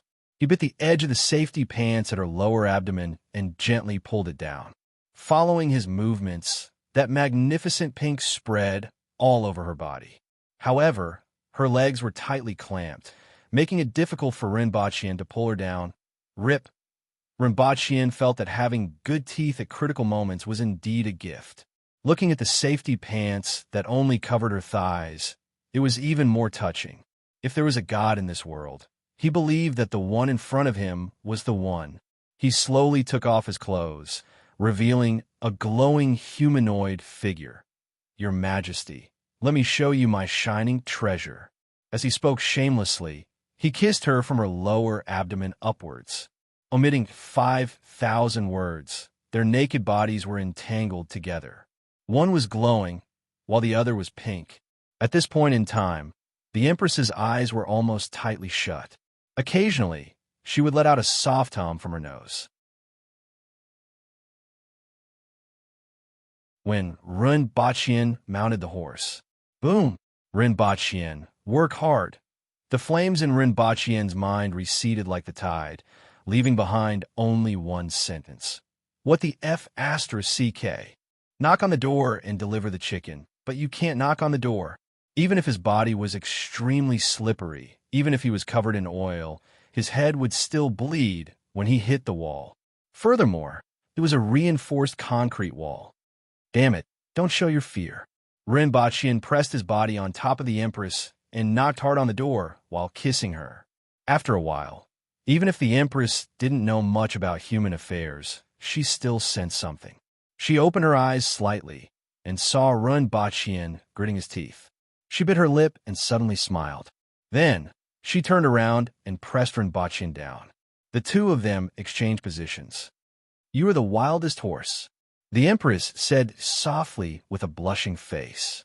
Her voice was very soft, but it unexpectedly revealed an indescribable feeling. Then, she took a deep breath, raised her head slightly, and put on a superior expression. She looked down at Rinpoche and said, "I am the Empress." Her cheeks were still blushing, and the pink on her body hadn't faded. However, her posture revealed the Empress's temperament to the fullest. With her exquisite body sitting on top of him, he could see everything clearly, adding fuel to the fire in Rinpoche's body. Rinpoche was now confident that he could smash through anything except a concrete wall. Then, he was faced with a concrete wall. The Empress bit her lower lip, placed her palms under her body, and touched the cannon. Then, she looked up at Rinpoche with a seductive gaze. Then, her body slowly sank. He didn't know how the Empress controlled her body, but he realized that the door had opened. The Empress's body suddenly tensed up, and after a while, it slowly softened. Soft groans that could make one's heart skip a beat came from the red tent. Then, the sound gradually became louder, and the voices of a man and a woman intertwined like two people in the tent. However, the creaking sound of the wooden bed was even louder, and it almost completely covered the voices of the two people. Creak, creak, creak. The wooden bed shook violently. Boom! The wooden bed, which was said to be made of ironwood that was as hard as steel, suddenly collapsed. The red tent then completely enveloped the scattered wooden bed and the two people. Qing Yuan and Hong Wan had been standing outside the hall with their ears pricked up. Occasionally, they would hear a few soft moans that carried an indescribable flavor, causing the two of them to blush. Upon hearing this loud noise, they rushed into the bedroom and shouted, "Your Majesty! Zhao Prince Consort, are you all right?" The place where the wooden bed used to be was now shrouded in a red tent, and they could vaguely see a human figure inside. "All of you, retreat. Without my order, everyone, retreat. 100 meters away." The Empress's voice was intermittent. It sounded as if she was enduring something. This voice made Qing Yuan and Hong Wan blush spread from their foreheads to the soles of their feet. They hurriedly lowered their heads and ran out. After running out, they shouted in panic, "Her Majesty has ordered everyone to retreat 100 meters away. Why are you two panicking?" Exanju appeared in the darkness and asked coldly, "Your Majesty, Your Majesty." The two of them blushed and didn't know what to say. "What's wrong with Her Majesty? Her Majesty is fine, but she wants everyone to retreat 100 meters away," Qing Yuan and Hong Wan hurriedly said. Seeing their expressions and tone, Exanju was even more puzzled. "I'm going to see Her Majesty." "You can't go." Qing Yuan and Hong Wan wanted to stop her, but how could they? In a flash, Exanju passed them and went straight to the bedroom. However, before she reached the entrance of the bedroom, she heard a sound that sounded like a cat's meowing. What puzzled her was that the sound sounded like Her Majesty's. When she arrived at the entrance of the bedroom, she saw a ball of red rolling on the ground. A sound that sounded like a cat's meowing and a low growl were coming from it. During this pause, Qing Yuan and Hong Wan rushed over, blocked her way, and said in a low voice, "You can't go in." The two of them blushed again when they heard the sound from inside the hall. "What's wrong with Her Majesty?" Exanju also felt that something was wrong, but she still couldn't figure out what was going on. She inexplicably recalled that when she was being electrocuted, she seemed to have made a similar sound. Strange, Her Majesty's wedding. Her Majesty is consummating the marriage. Qing Yuan and Hong Wan blushed and wished they could bite Exanju to death. Did she have to make it so clear? "Oh, this is consummating the marriage." Exanju nodded and listened to the sound inside. Although it was a little strange, it seemed like nothing was wrong. "What was the order just now?" "Of course it's Her Majesty's." "You mustn't go in now," Qing Yuan and Hong Wan said hurriedly. Exanju was stunned for a moment. Then, she thought of something and flashed back into the darkness. A voice came from the darkness. "Everyone is not to go within 100 meters of the bedroom." Seeing this, Qing Yuan and Hong Wan finally heaved a sigh of relief. They turned their heads and looked into the hall. The ball of red was still in the hall, rolling from time to time. Then, a human figure would sit up and lie down after a while. The sound in the hall was getting louder. Clang, Even the table was knocked over. Should we go and put the mirror away? That mirror is Her Majesty's favorite item. Qing Yuan peeked into the hall and asked Hong Wan softly. If you want to go, you go. Hong Wan glared at her. How could she not know what was important? Not long after the two of them left quietly, they heard the sound of glass shattering from inside the hall. Qing Yuan stuck out her tongue. She thought that the mirror must have been broken. Qing Yuan and Hong Wan hid in the shadows. At this time, the sun was already above their heads, but the two people in the hall still hadn't come out. Once they got close to the hall, they could hear the sound coming from inside that made them blush. That you're tuning in to the Romance Rendezvous YouTube channel. We're so grateful for your support, and don't forget to subscribe to join us on this incredible journey through captivating stories. Your generosity through donations truly makes a world of difference, as it's the primary source of revenue that allows me to expand and enhance this channel for you. Thank you from the bottom of my heart for being a part of this adventure.